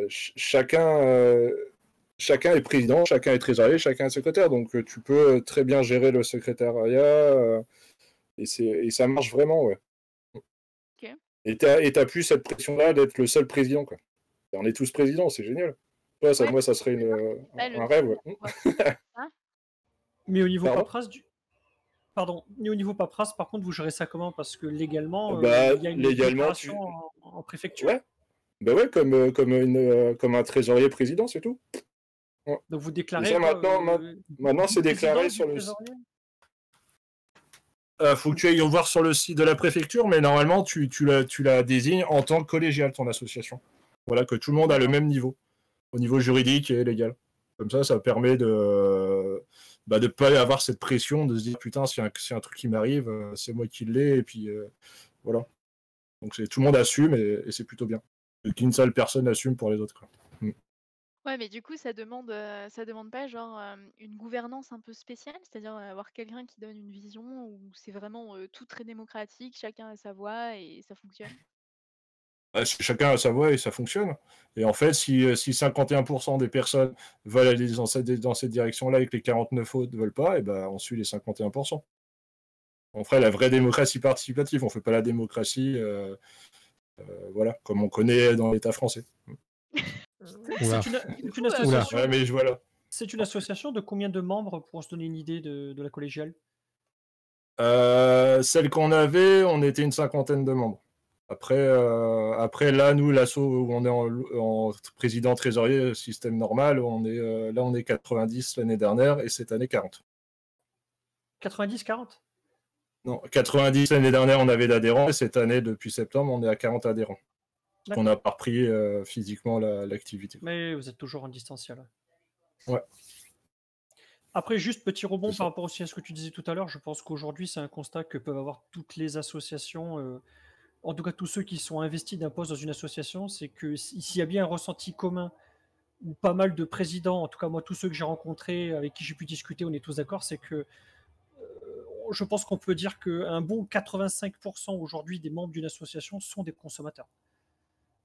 Alors je utilise ce chiffre un peu au pif dans le sens où je n'ai pas de chiffre, mais je pense que c'est un chiffre qui fait assez réel quand on sait qu'aujourd'hui, il y a énormément de gens qui viennent dans les assos, qui viennent pour jeter les dés, pour mettre les pieds sur la table, pour se faire plaisir, mais dès que tu parles d'un investissement, quel qu'il soit, mais qu'il soit même minime, hein, tu parles d'organiser, je sais pas moi, tiens, on va vendre des crêpes pour se faire un peu de trésorerie, qui c'est qui fait des crêpes, et il n'y a plus personne. C'est vraiment l'exemple basique. Et c'est ce qui est dommage, c'est qu'effectivement, ce sont beaucoup, hein, quand même, les mêmes personnes qui vont pas vouloir s'investir dans l'association, qui vont peut-être après reprocher à l'association son manque de moyens et ou des fois son manque d'action. Donc là aussi, c'est une problématique, c'est que voilà. Et il y a beaucoup de gens qui sont prompts à faire la critique, mais quand on leur dit, écoute, pas de problème, quelle solution tu proposes? Qu'est-ce que tu proposes toi de mettre en place? Et nous, on te suit, et il n'y a rien derrière. Mais bon, ça, c'est valable dans toutes les associations, hein, aujourd'hui, que ce soit sportive, culturelle ou autre. Et malheureusement, le jeu de rôle, on n'est pas exempt, même si on est rempli de passionnés, on a quand même toute une nouvelle génération de joueurs qui sont arrivés, qui sont pour beaucoup des joueurs consommateurs. Ouais, on a Sybille sur le chat qui dit Ouais. franchement, je suis dans l'associatif depuis 1990, je ne crois pas que ce soit plus difficile qu'avant. En gros, il n'y a pas trop de changements. Ce qui est très important, c'est de veiller à ne pas négliger au renouvellement, établir des rencontres et faire du recrutement. Que vous êtes d'accord ou pas pour ceux qui ont peut-être un peu plus d'expérience ou des retours d'expérience? Ouais, moi je suis d'accord avec Sybille. Ouais. Mhm. Ouais, je suis d'accord avec son constat. Ouais. C'est la même qu'avant.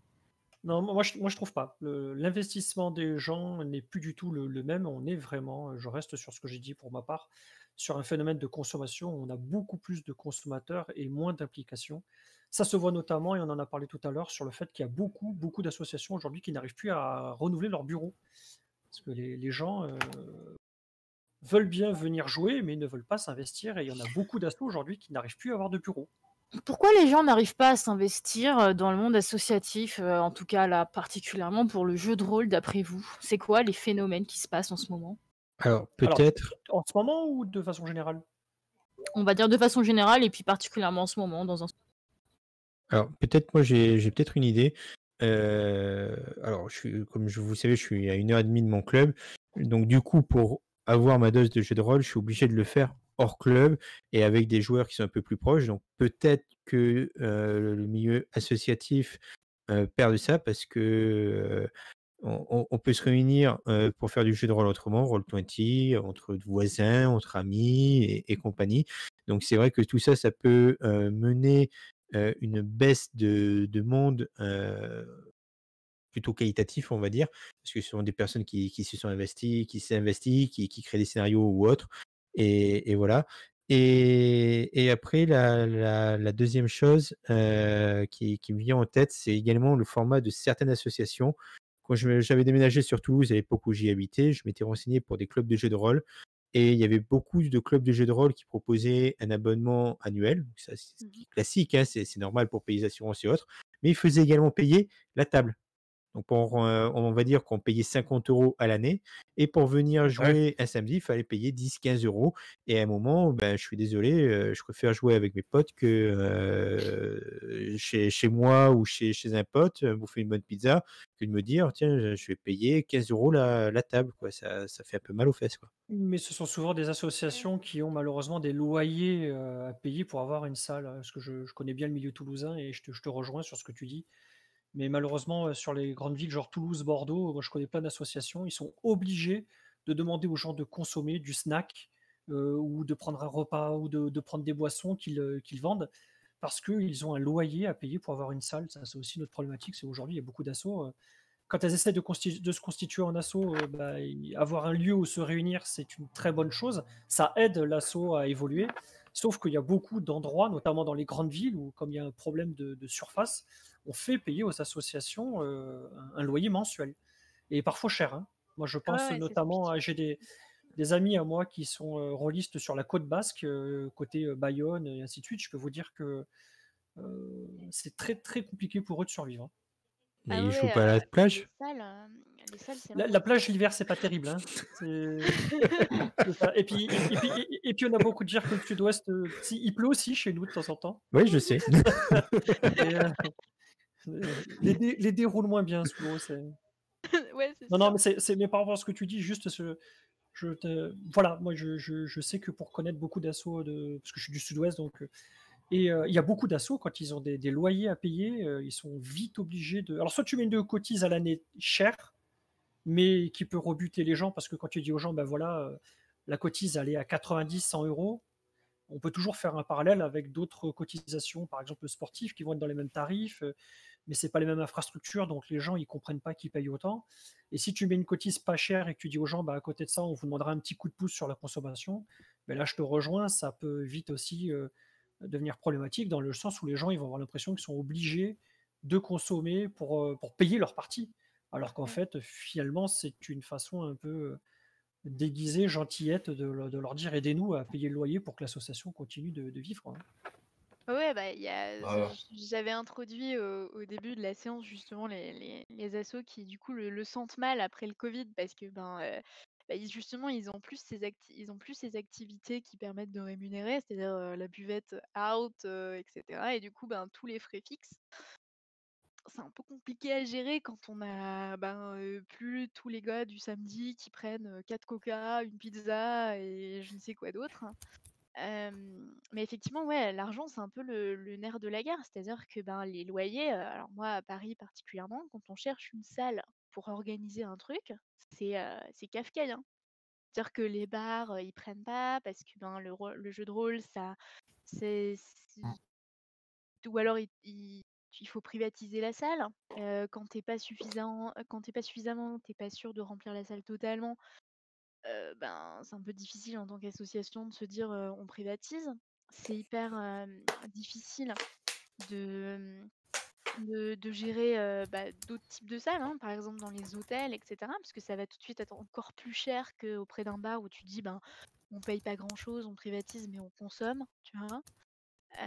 Et ça, c'est vraiment un point, on n'a pas franchement eu le temps de se pencher, activement, dessus au sein de la fédé hyper récemment, mais c'est un des axes, à la fédération où franchement c'est un des cœurs du sujet, quoi. En fait, on se dit: «Quand on veut, être, plus fort, payer moins cher les loyers, payer moins cher les assurances, en fait, faut être beaucoup». Et pour être beaucoup, ben, faut se fédérer, il faut être plusieurs associations pour être plus fort, pour se dire: «Non, non», il y a aussi un aspect, rassurant.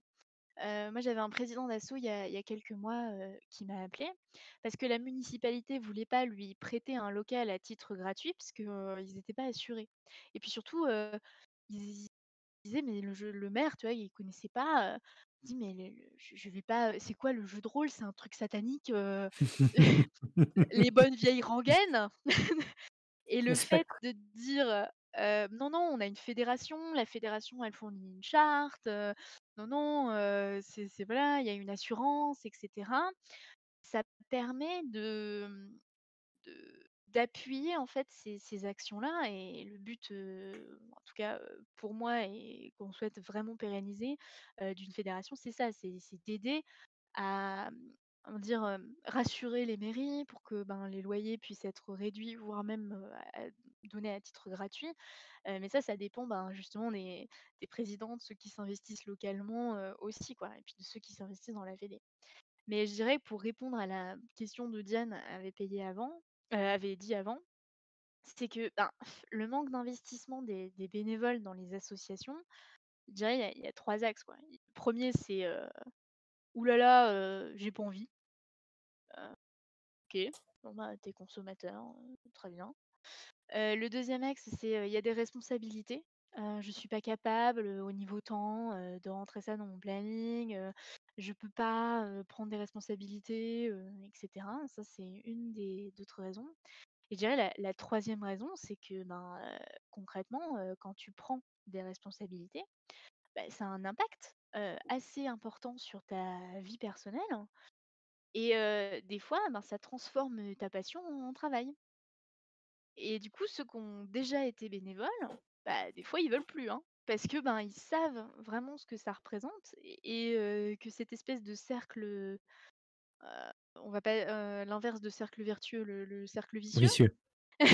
si, c'est que, ben, comme, ben, on n'est pas beaucoup de bénévoles et que quand on s'investit, on s'épuise un peu jusqu'à la trame, tout ça, mais après on n'a pas envie de recommencer, puis après on fait pas forcément de pub sur le sujet et cetera.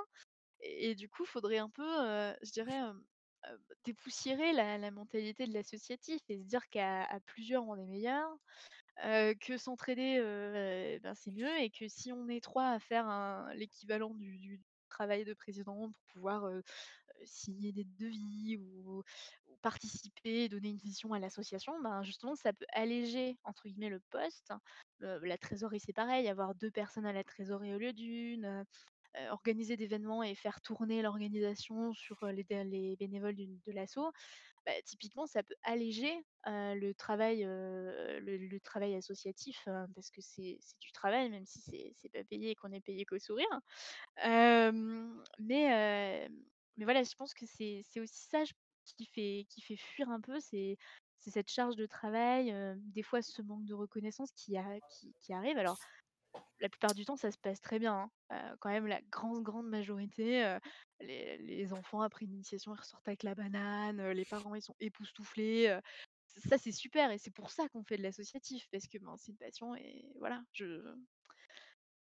voilà, à vous. Ce qui fait, ce qui fait aussi, pour rebondir sur ce que tu dis, ce qui fait tout simplement fuir les gens, si on devait mettre un mot, c'est le mot obligation. Mmh. Parce que prendre aujourd'hui une place dans un bureau, c'est aussi, au bout d'un moment, devoir être conscient qu'on va avoir des obligations.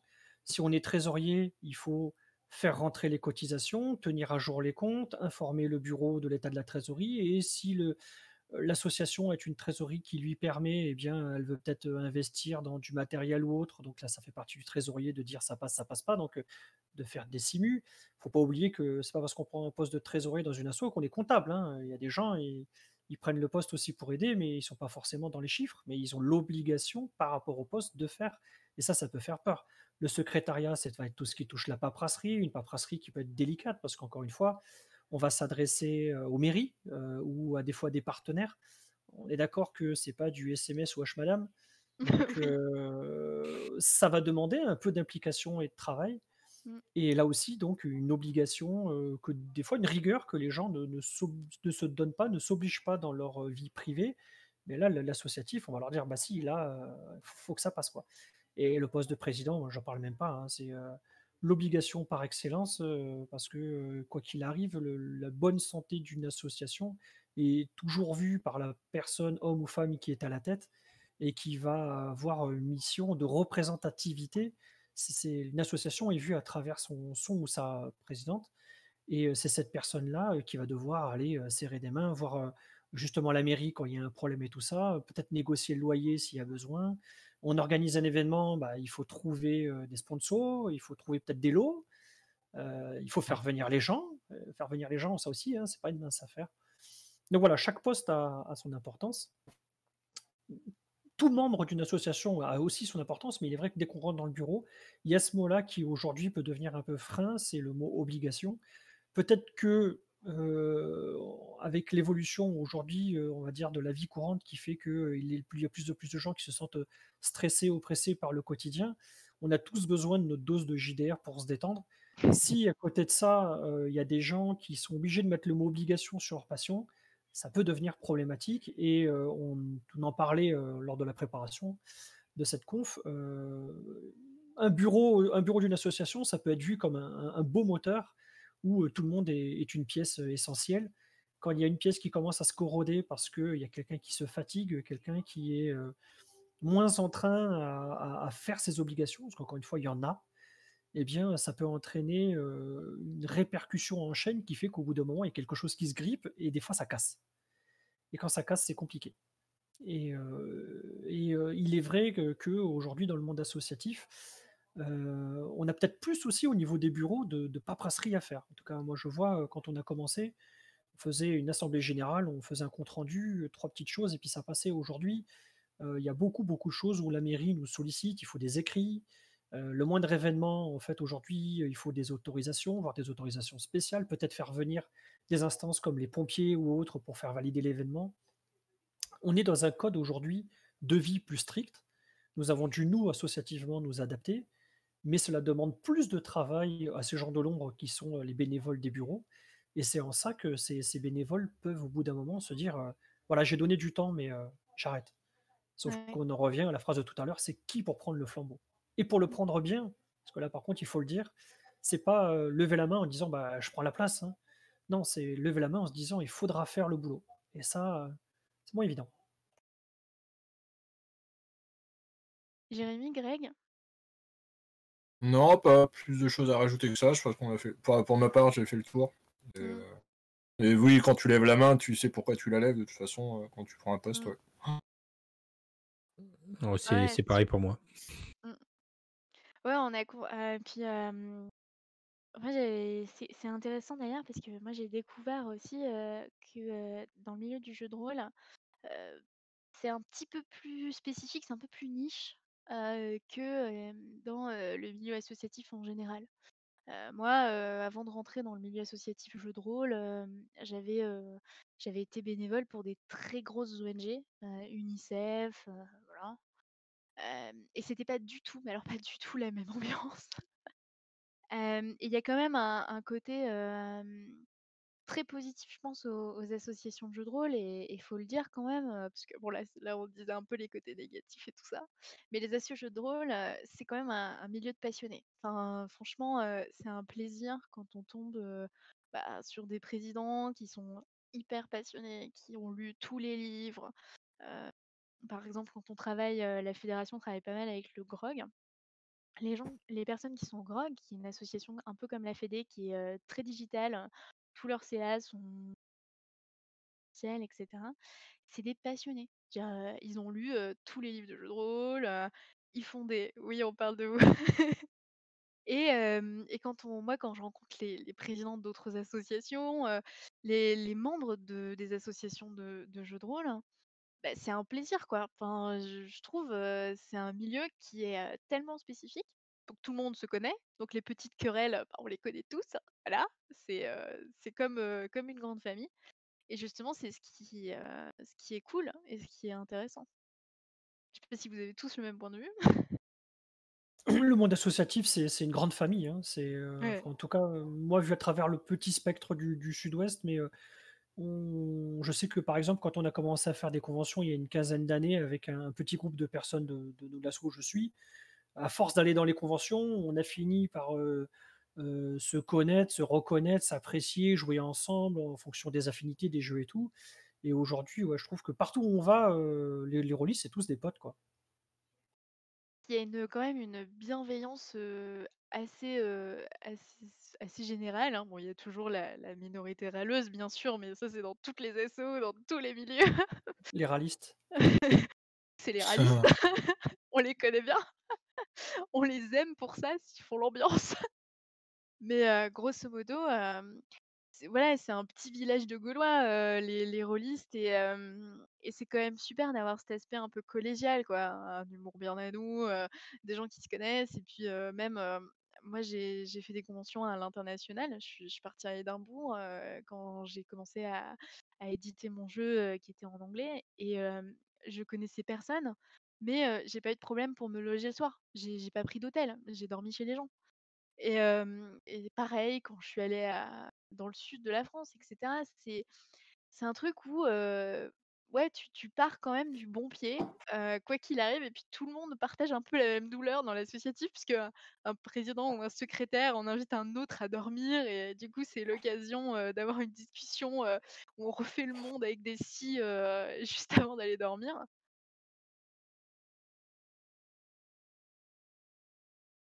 Donc voilà, c'est hyper intéressant.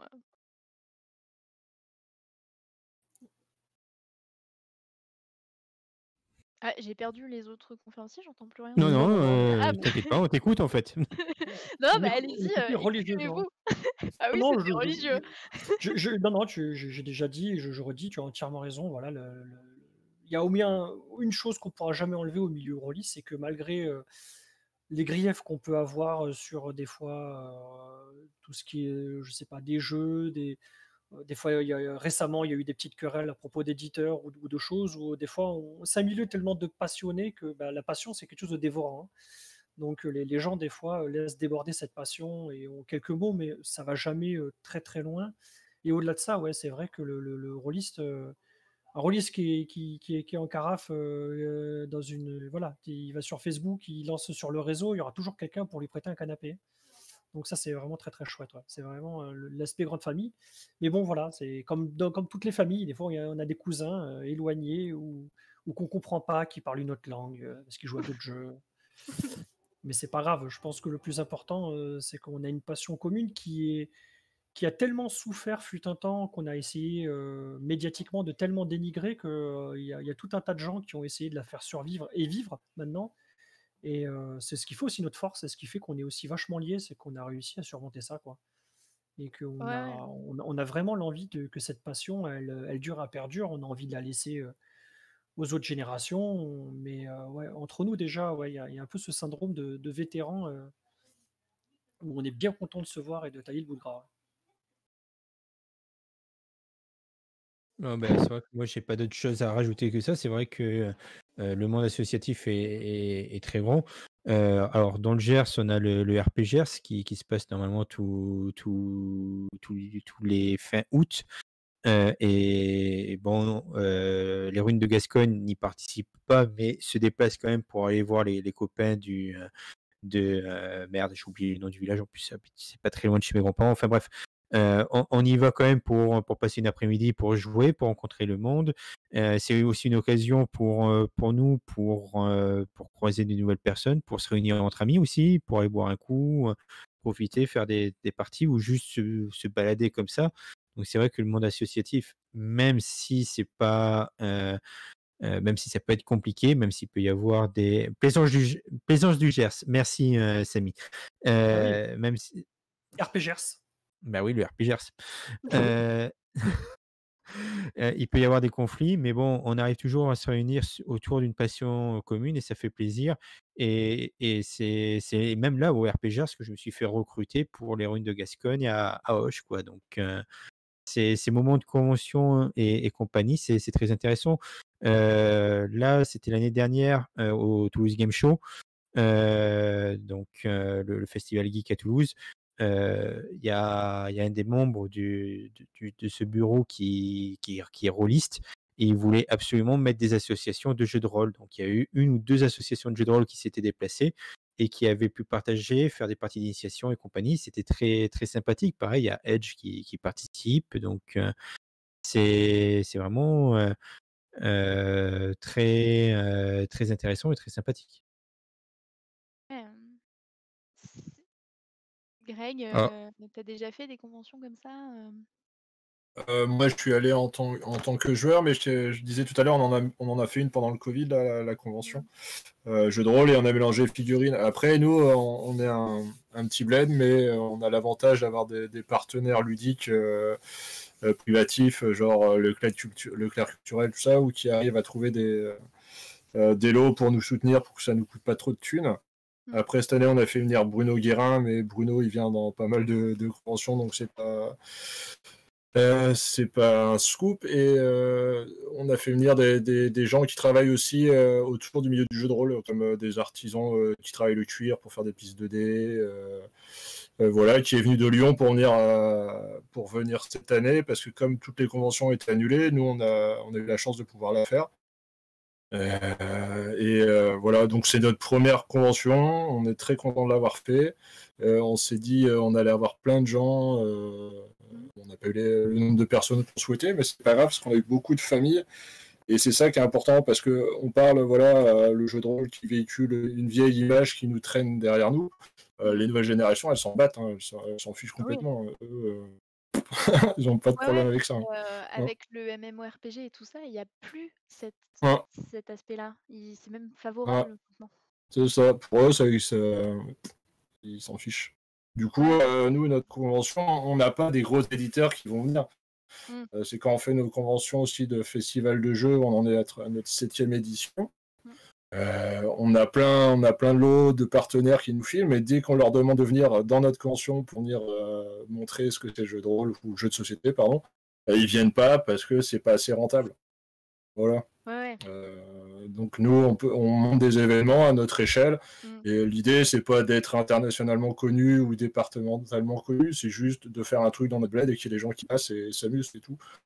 Voilà. Après, d'aller sur des autres conventions, on a déjà été invité sur des festivals de jeux, d'aller aider les copains du jeu de société, mais pour moi, c'est pas du tout la même ambiance. Ouais. Ah non, c'est pas Ouais, pareil, hein, vraiment pas, non. Non. ouais. Nous, par exemple, à la fédération, on participe, régulièrement au Festival international du jeu de Cannes, Mm. pour Fige. Ouais. lequel voilà, le FIGE, pour lequel on participe souvent.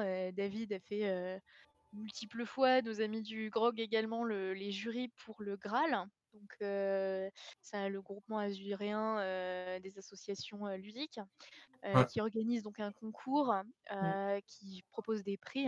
Donc, le fiche, c'est toujours en février ou par là. Et là, typiquement, c'est un gros événement où il y a les éditeurs, où il y a du jeu de plateau, les Mm. Asmodée et tout ça, et les Edge, éditeurs ouais. de jeux de rôle qui se retrouvent toujours à cette période-là. Et c'est vrai que c'est quand même intéressant d'avoir un stand, de pouvoir rencontrer des gens et faire de l'initiative pendant ces conventions. Bon, après, le setting n'est pas non plus hyper favorable au jeu de rôle, hein. Souvent, c'est très bruyant, etc. Mais Et je dirais que le loisir a toute sa place et c'est aussi là où l'association se montre, l'associatif se montre et c'est là où on fait les recrutements, que ce soit de membres, de bénévoles, de gens qui veulent s'investir. Du coup, j'ai Sybille qui est du Sud et qui participe aussi, qui nous dit ouais, alors le FIGE, c'est en fin février toujours. Cette année, ce sera peut-être en mars 2021 et ce sera que pour les pros. Le reste sera, je pense, en distanciel. Mais ce quoi qui est un peu qu'il dommage. arrive, ouais, c'est un peu dommage, mais bon, Pas le on peut pas choix. leur en vouloir, hein. Par exemple, moi, on participe chaque année à la Japan Expo depuis voilà 2-3 ans. Et la Japan, par exemple, a été annulée cette année et l'année prochaine, là, on ne sait pas si ce sera maintenu parce que pour organiser des conventions de cette taille, il faut 6 mois.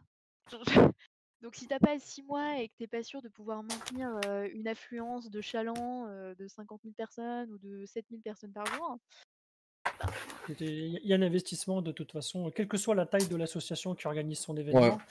Il Ça y fait a, 6 000 ou 900. voilà, là, enfin, nous aussi on est organisateurs et je pense que toutes les personnes qui organisent, il y a une seule constante, Mm. c'est qu'il faut que l'événement soit rentable. On n'est pas là pour faire de l'argent, mais il faut au moins que l'événement soit rentable. C'est-à-dire qu'il ne faut pas que l'événement te coûte plus que ce que tu y as investi, sinon tu coules le groupement, l'association ou autre, Mm. qui est porteur de projet. Mm. Et ça serait terrible. Donc il est vrai que la rentabilité de l'événement, hein, ce qui n'est pas une rentabilité économique, là c'est vraiment la rentabilité de l'événement, c'est ce qui est vraiment à cœur de tous ceux qui organisent. Et aujourd'hui, avec le Covid, avec avec tout ce qui se passe, personne ne peut aujourd'hui mettre des billets sur la table en disant ça passe. Il y Ouais. a énormément d'événements qui ont été annulés dans tous les niveaux que ce soit. Malheureusement, donc encore une fois, le jeu de rôle, on n'en est pas exempt. Heureusement, il y a eu des cyberconventions. Après, on pourrait discuter de est-ce que c'était bien ou pas, dans le sens où ça a apporté quelque chose qui a permis aux gens quand même de pratiquer ce qu'ils ne pouvaient plus pratiquer. Mais c'est pas du tout les mêmes sensations que le JDR sur table. Donc, forcément, Ouais. c'est pas forcément le même public. Oui, le public est différent, hein. Ceux Ouais, qui le jouent public sur est Discord, différent dans son approche, dans sa consommation et dans ce qu'il recherche, parce que vraiment, c'est pas du tout la même pratique. Par contre, pour revenir sur l'organisation de l'événement lui-même, voilà, les gens qui organisent, ils ont besoin de se dire que l'événement est pérenne, parce que quand on organise un événement, la plupart du temps, on pense aux événements, c'est-à-dire au prochain, à cette série d'événements qu'on a envie de faire. On n'a pas trop envie de faire du one-shot sur l'événement. Quand on se lance, on se lance. Et Mm. là, actuellement, c'est hyper compliqué. Et toutes les associations qui font de l'événementiel, ils leur font un temps de préparation. Ce temps de préparation, il est skillé en fonction de l'événement. Mais ce qui est sûr, c'est que là, aujourd'hui, dans l'état des choses, personne ne se risquerait. Et Mm. la seule peur que moi j'ai à titre perso, c'est que moi qui adore aller en convention, je me dis, est-ce qu'il y aura encore des conventions? Parce que ça peut être aussi, on parlait tout à l'heure de ce qui est destructeur en association. Je pense que là aussi, il ne faut pas omettre, il ne faut pas sous-estimer le fait qu'en association, c'est comme lors de l'événementiel, ça tient aussi sur des gens qui sont moteurs, qui sont force de proposition, mais qui ont besoin d'une équipe pour bosser avec eux. Et bien souvent, hein, on va chercher un peu les gens, allez, vas-y, viens m'aider, même si tu donnes qu'une heure, c'est pas grave, tu distribues des sandwichs et puis après, tu iras te faire une partie. Sauf que là, la réalité, c'est qu'avec tous ces événements qui sont annulés, est-ce que ça va pas être compliqué de refédérer les gens derrière et de leur demander de mettre un coup de collier, de revenir? Il y a peut-être des gens qui vont dire mais non, c'est facile, ils n'oublieront pas. Mais moi, pour avoir discuté avec pas mal d'organisateurs d'événements, ils ont très peur. Déjà, ils ont peur qu'au niveau, tout simplement, municipalité, on ne les suive plus sur les projets parce qu'aujourd'hui, prêter une salle, ça veut dire qu'il faut l'équipe de nettoyage avant-après et qu'il faut demander Ouais, que... non. Bah, Après, aujourd'hui, les nous, municipalités... on est d'accord, mais non, on l'a fait juste avant le confinement, le week-end d'avant. Tu as un protocole que tu dois déposer en préfecture pour qu'ils accueillent pas ton événement. Après, si tu as la salle, que la commune est OK, et tu dois juste faire une désinfection une fois par jour. Voilà. Après, l'équipe de nettoyage, c'est selon. Tout à fait. Donc, mais en fait, c'est simple.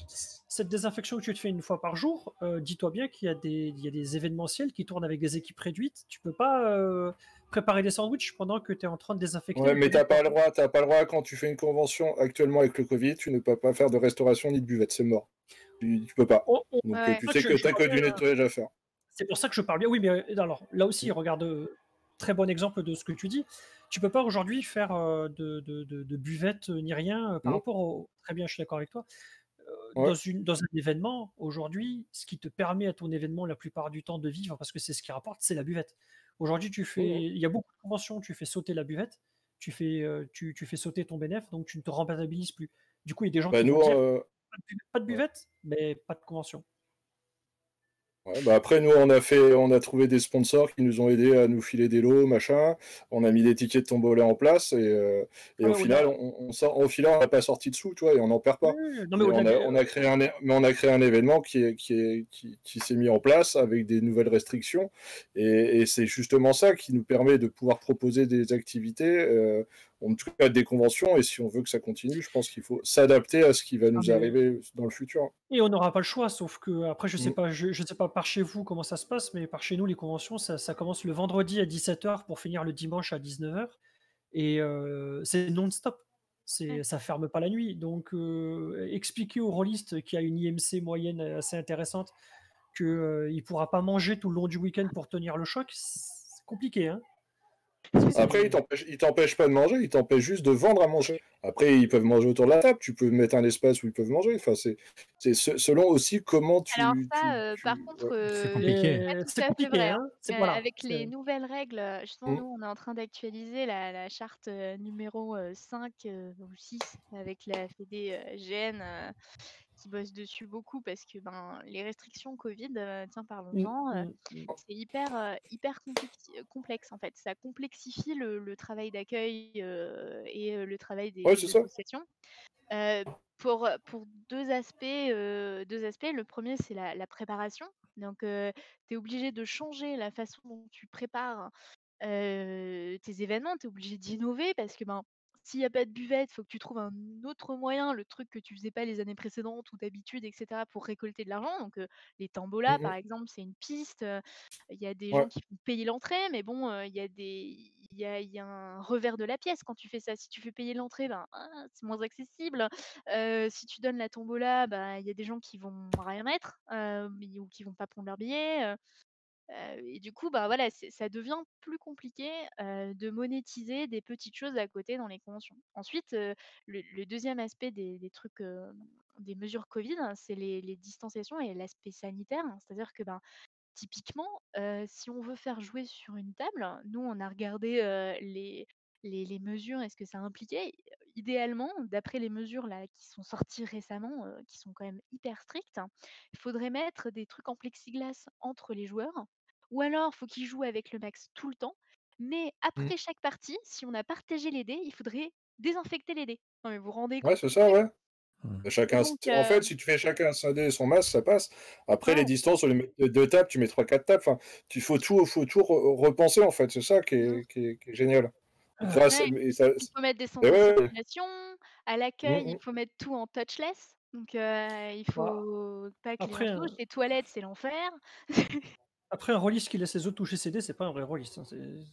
Ça fait En fuir général, le mot. c'est le MJ qui partage les dés. Ça fait fuir le mojo, ça se fait pas, ça. T'imagines les gens qui font des échecs critiques avec les dés, là? Ah non, ça se fait pas. En général, c'est souvent le MJ qui sacrifie ses dés. Il y en a toujours au milieu de la table. Ah, mais des vieux dés, alors. C'est à lui. Puis quand tu fais une convention, tu prêtes tes dés à des enfants, tu vois. Il n'y a pas... Ouais. Oui, t'as des dés sacrificiels. Mais même, c'est des sacrificiels. Faut les infecter. Ah oui, oui, oui. Mais voilà, ouais, non, et puis pareil, en parlant d'événements et de mesures Covid, faut s'imaginer qu'en termes de place, ça change complètement la donne. Ah oui. Dire que si tu es obligé de faire un sens de circulation et que les gens peuvent pas se croiser, dire qu'en gros, au lieu de mettre 1 mètre entre tes tables, tu es obligé d'en mettre 2, que entre tes chaises, il faut que tu aies plus de 90 centimètres pour que tu aies 1 mètre entre chaque Ouais, personne. tu mets une chaise en moins. Ouais. Tu mets Là, une chaise en moins, le MJ, il est obligé de hurler pour avoir le 6e joueur à la 4e table, d'élèves, au fond du truc. Enfin, ça change complètement, là, on est les toujours contraintes de légalement distance. sur le 4 mètres carrés, hein. Donc, Oui.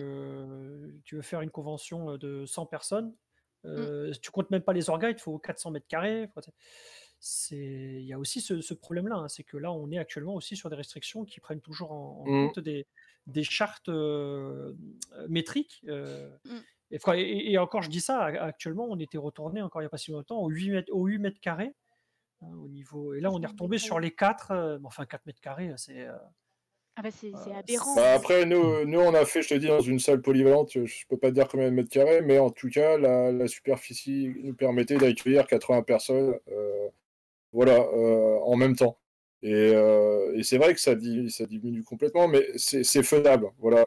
Moi, ce que bon, je veux en Ah oui, venir, c'est c'est faisable. complètement non, non, faisable, c'est oui. pas que c'est pas faisable, c'est qu'il y a beaucoup de, moi, ce que je Mm. voulais t'expliquer, c'est qu'il y a beaucoup de conventions. Alors, moi, je parle du modèle que je connais, hein, forcément, mais tu vois, par exemple, un autre point aussi, c'est qu'il y a beaucoup de conventions, de par chez nous, où, comme les gens, c'est du non-stop, il y a un coin dodo. Ouais.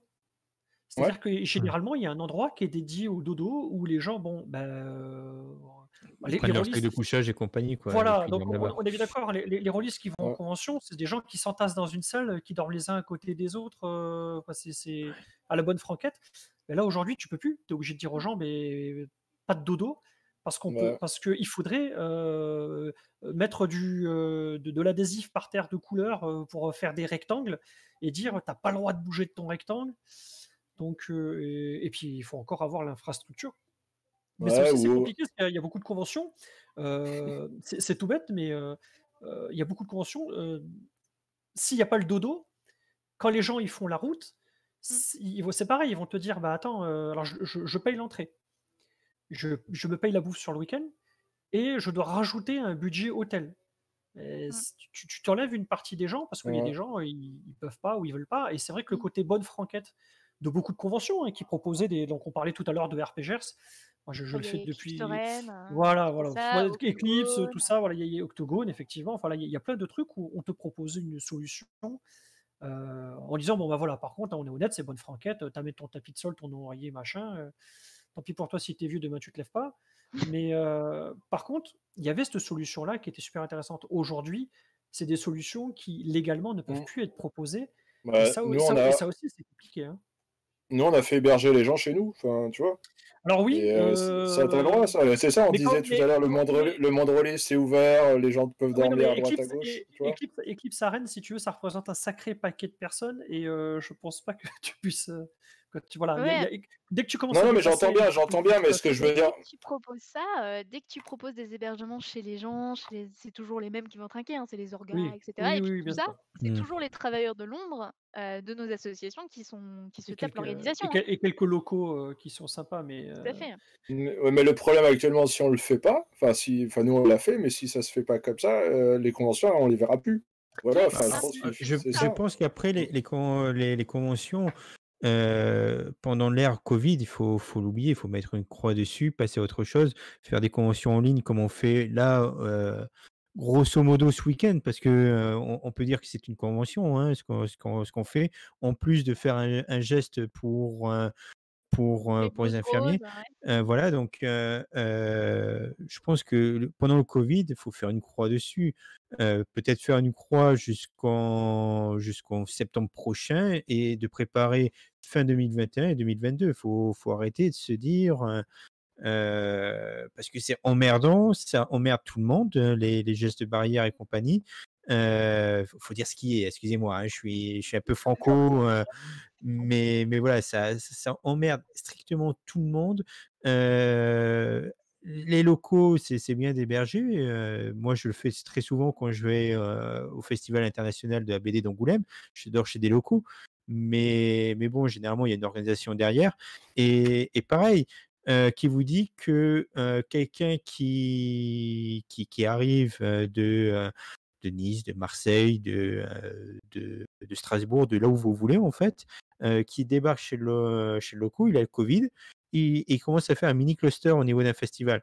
Donc, honnêtement, je pense que pour être safe, vaut mieux faire une croix sur les festivals jusqu'en septembre où le vaccin devrait être à peu près déployé et on devrait à peu près en terminer avec ça, que vouloir essayer de forcer les choses et de se retrouver de nouveau à une situation comme on a cette année avec rien du tout ou des mesures qui sont extrêmement compliquées. Je pense que le plus simple, c'est de mettre tout en pause et essayer de faire vivre son association comme on peut, en sachant que c'est compliqué, pour les grosses villes ou autres parce qu'ils doivent payer un loyer et compagnie. Mais, là, à mon avis, là, il faut arrêter, cette histoire de convention, en tout cas jusqu'en septembre.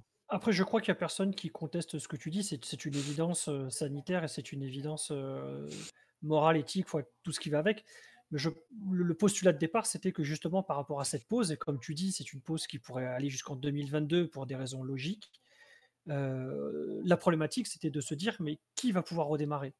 Parce Mm. que tu vois, par rapport à ce que tu dis, tu as entièrement raison. Aujourd'hui, on en parle, mais je pense qu'on parle plus de l'après, en fait, dans la discussion qu'on avait jusqu'à maintenant. Mais par contre, l'après, il faut être honnête, le nombre d'événements qui, sur une pause de 2 ans, va avoir son staff qui va rester en stand-by, motivé, dispo, c'est pas gagné ça, hein. Mm. En tout cas pour les petits événements, parce que les gros événements, il y a d'autres choses qui vont derrière, entre les partenariats et autres, mais pour les petits événements, une pause de 2 ans, ça peut être très compliqué. Ça peut être compliqué, mais ça peut être aussi l'occasion de le relancer avec une équipe un peu plus jeune et qui va peut-être avoir de meilleures idées également.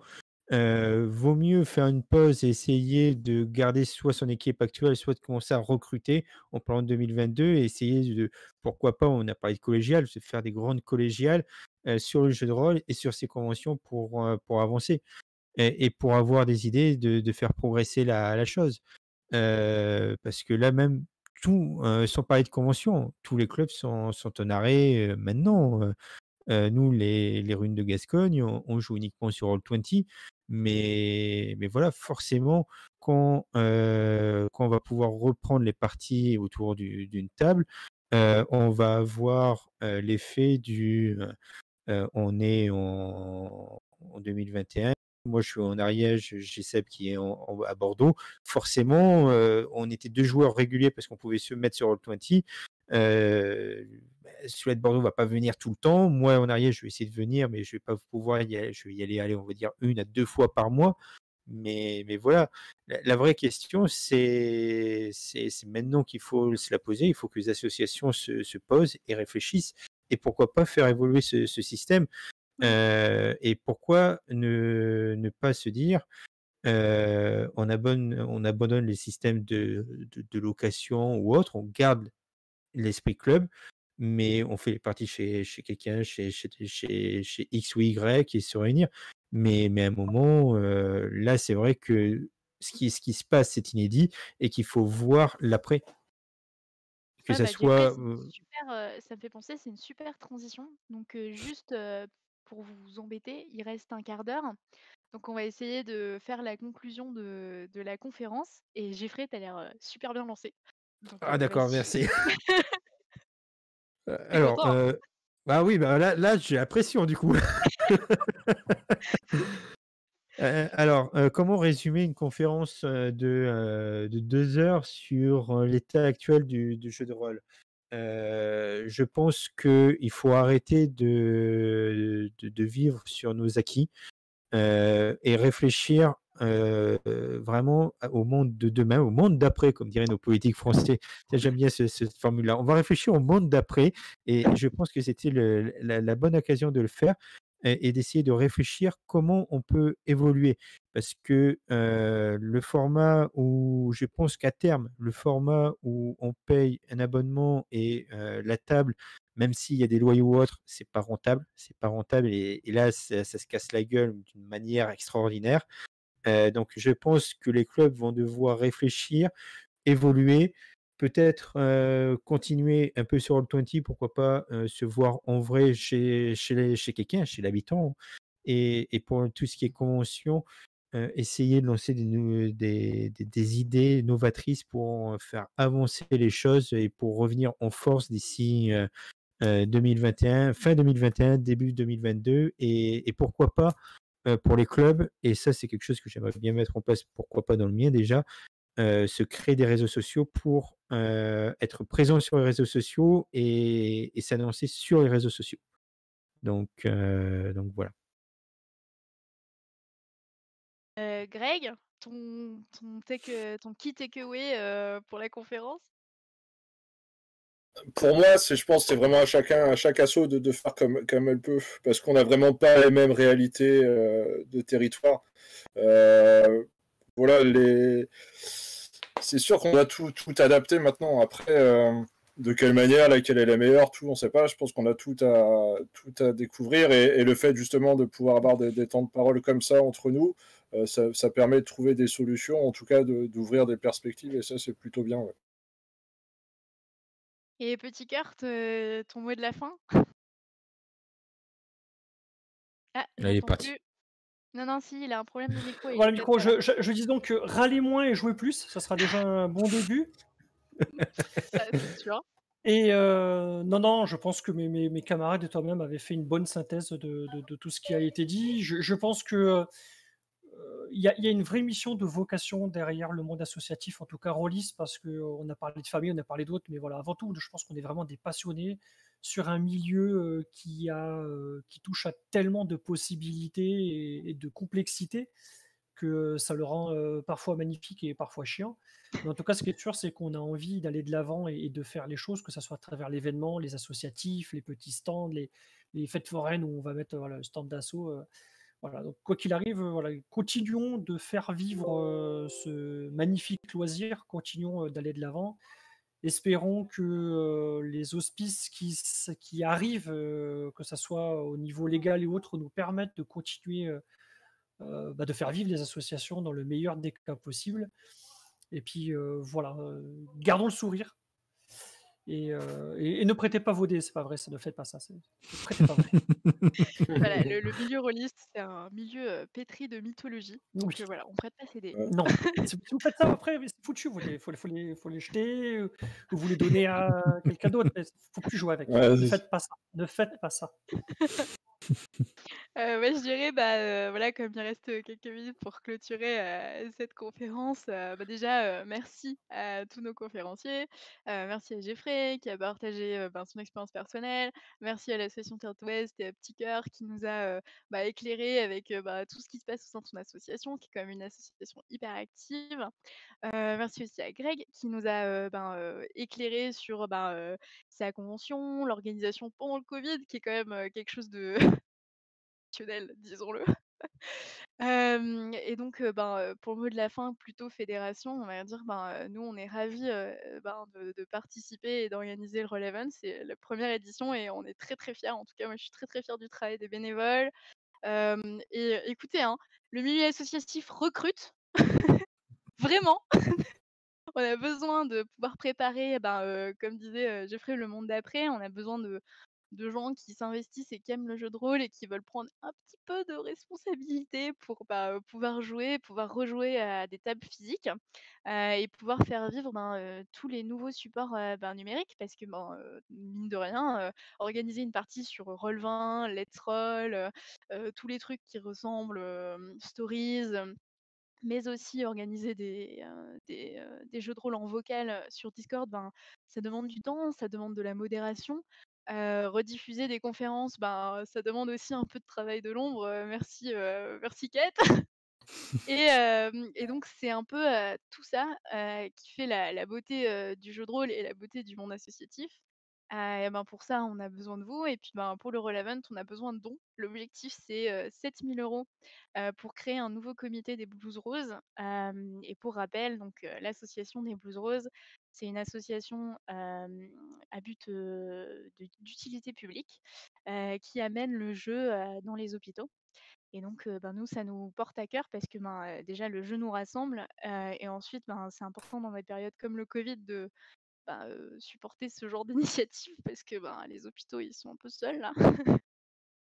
Donc voilà. Et donc, pour clôturer, on va dire, notre conférence, il reste même pas 7 minutes. Ben, le monde associatif, l'état des lieux, on l'a fait. Bon, c'est dur. On passe toujours des passes difficiles, mais on a un avenir et une opportunité à saisir. Et voilà. Donc, ben là, voilà, je peux clôturer décemment cette conférence, sauf si quelqu'un veut rajouter quelque chose. Merci beaucoup, Sophie. Merci. Alors, on est à 1537 € collectés là, à 21h53 aujourd'hui. Très chouette. Alors, encore une fois, ce n'est pas suffisant. On a besoin de 7000 €, donc on est encore loin du compte, les amis. Mais c'est déjà bien. Ouais, beau début, 53 c'est un beau début. donateurs. 53 donateurs. Et à côté de ça, on a presque 200 tickets de réservation pour des parties de JDR. Donc, on a à peu près 120 parties de JDR. Chaque table peut contenir jusqu'à 5 à 6 personnes. Du coup, les gens qui n'ont pas donné, on vous attend. On vous attend et puis Voilà. merci beaucoup. Et puis la prochaine conférence, Diane, c'est le jeu narratif, c'est ça? Tout à fait. Donc, ça commence à 22h, dans 5 minutes. Et donc, je retourne sur le planning. Donc, jeu narratif, histoire interactive, partie sans scénario, dépasser les définitions du JDR classique. Avec David Robert, Cédric Boucher, Gabriel Ferraud, Elsa Braïs Dussault et Simon Lee. Bon, bah, on vous laisse le plateau, hein. Mais voilà, Yes. c'est ça. À vous les studios. Merci beaucoup, Ouais. à vous les studios. Ciao tout le monde. Ciao tout le monde. Merci beaucoup et au revoir. Roll20, le premier événement caritatif francophone dédié aux jeux de rôle. Du 18 au 20 décembre, 100% en ligne.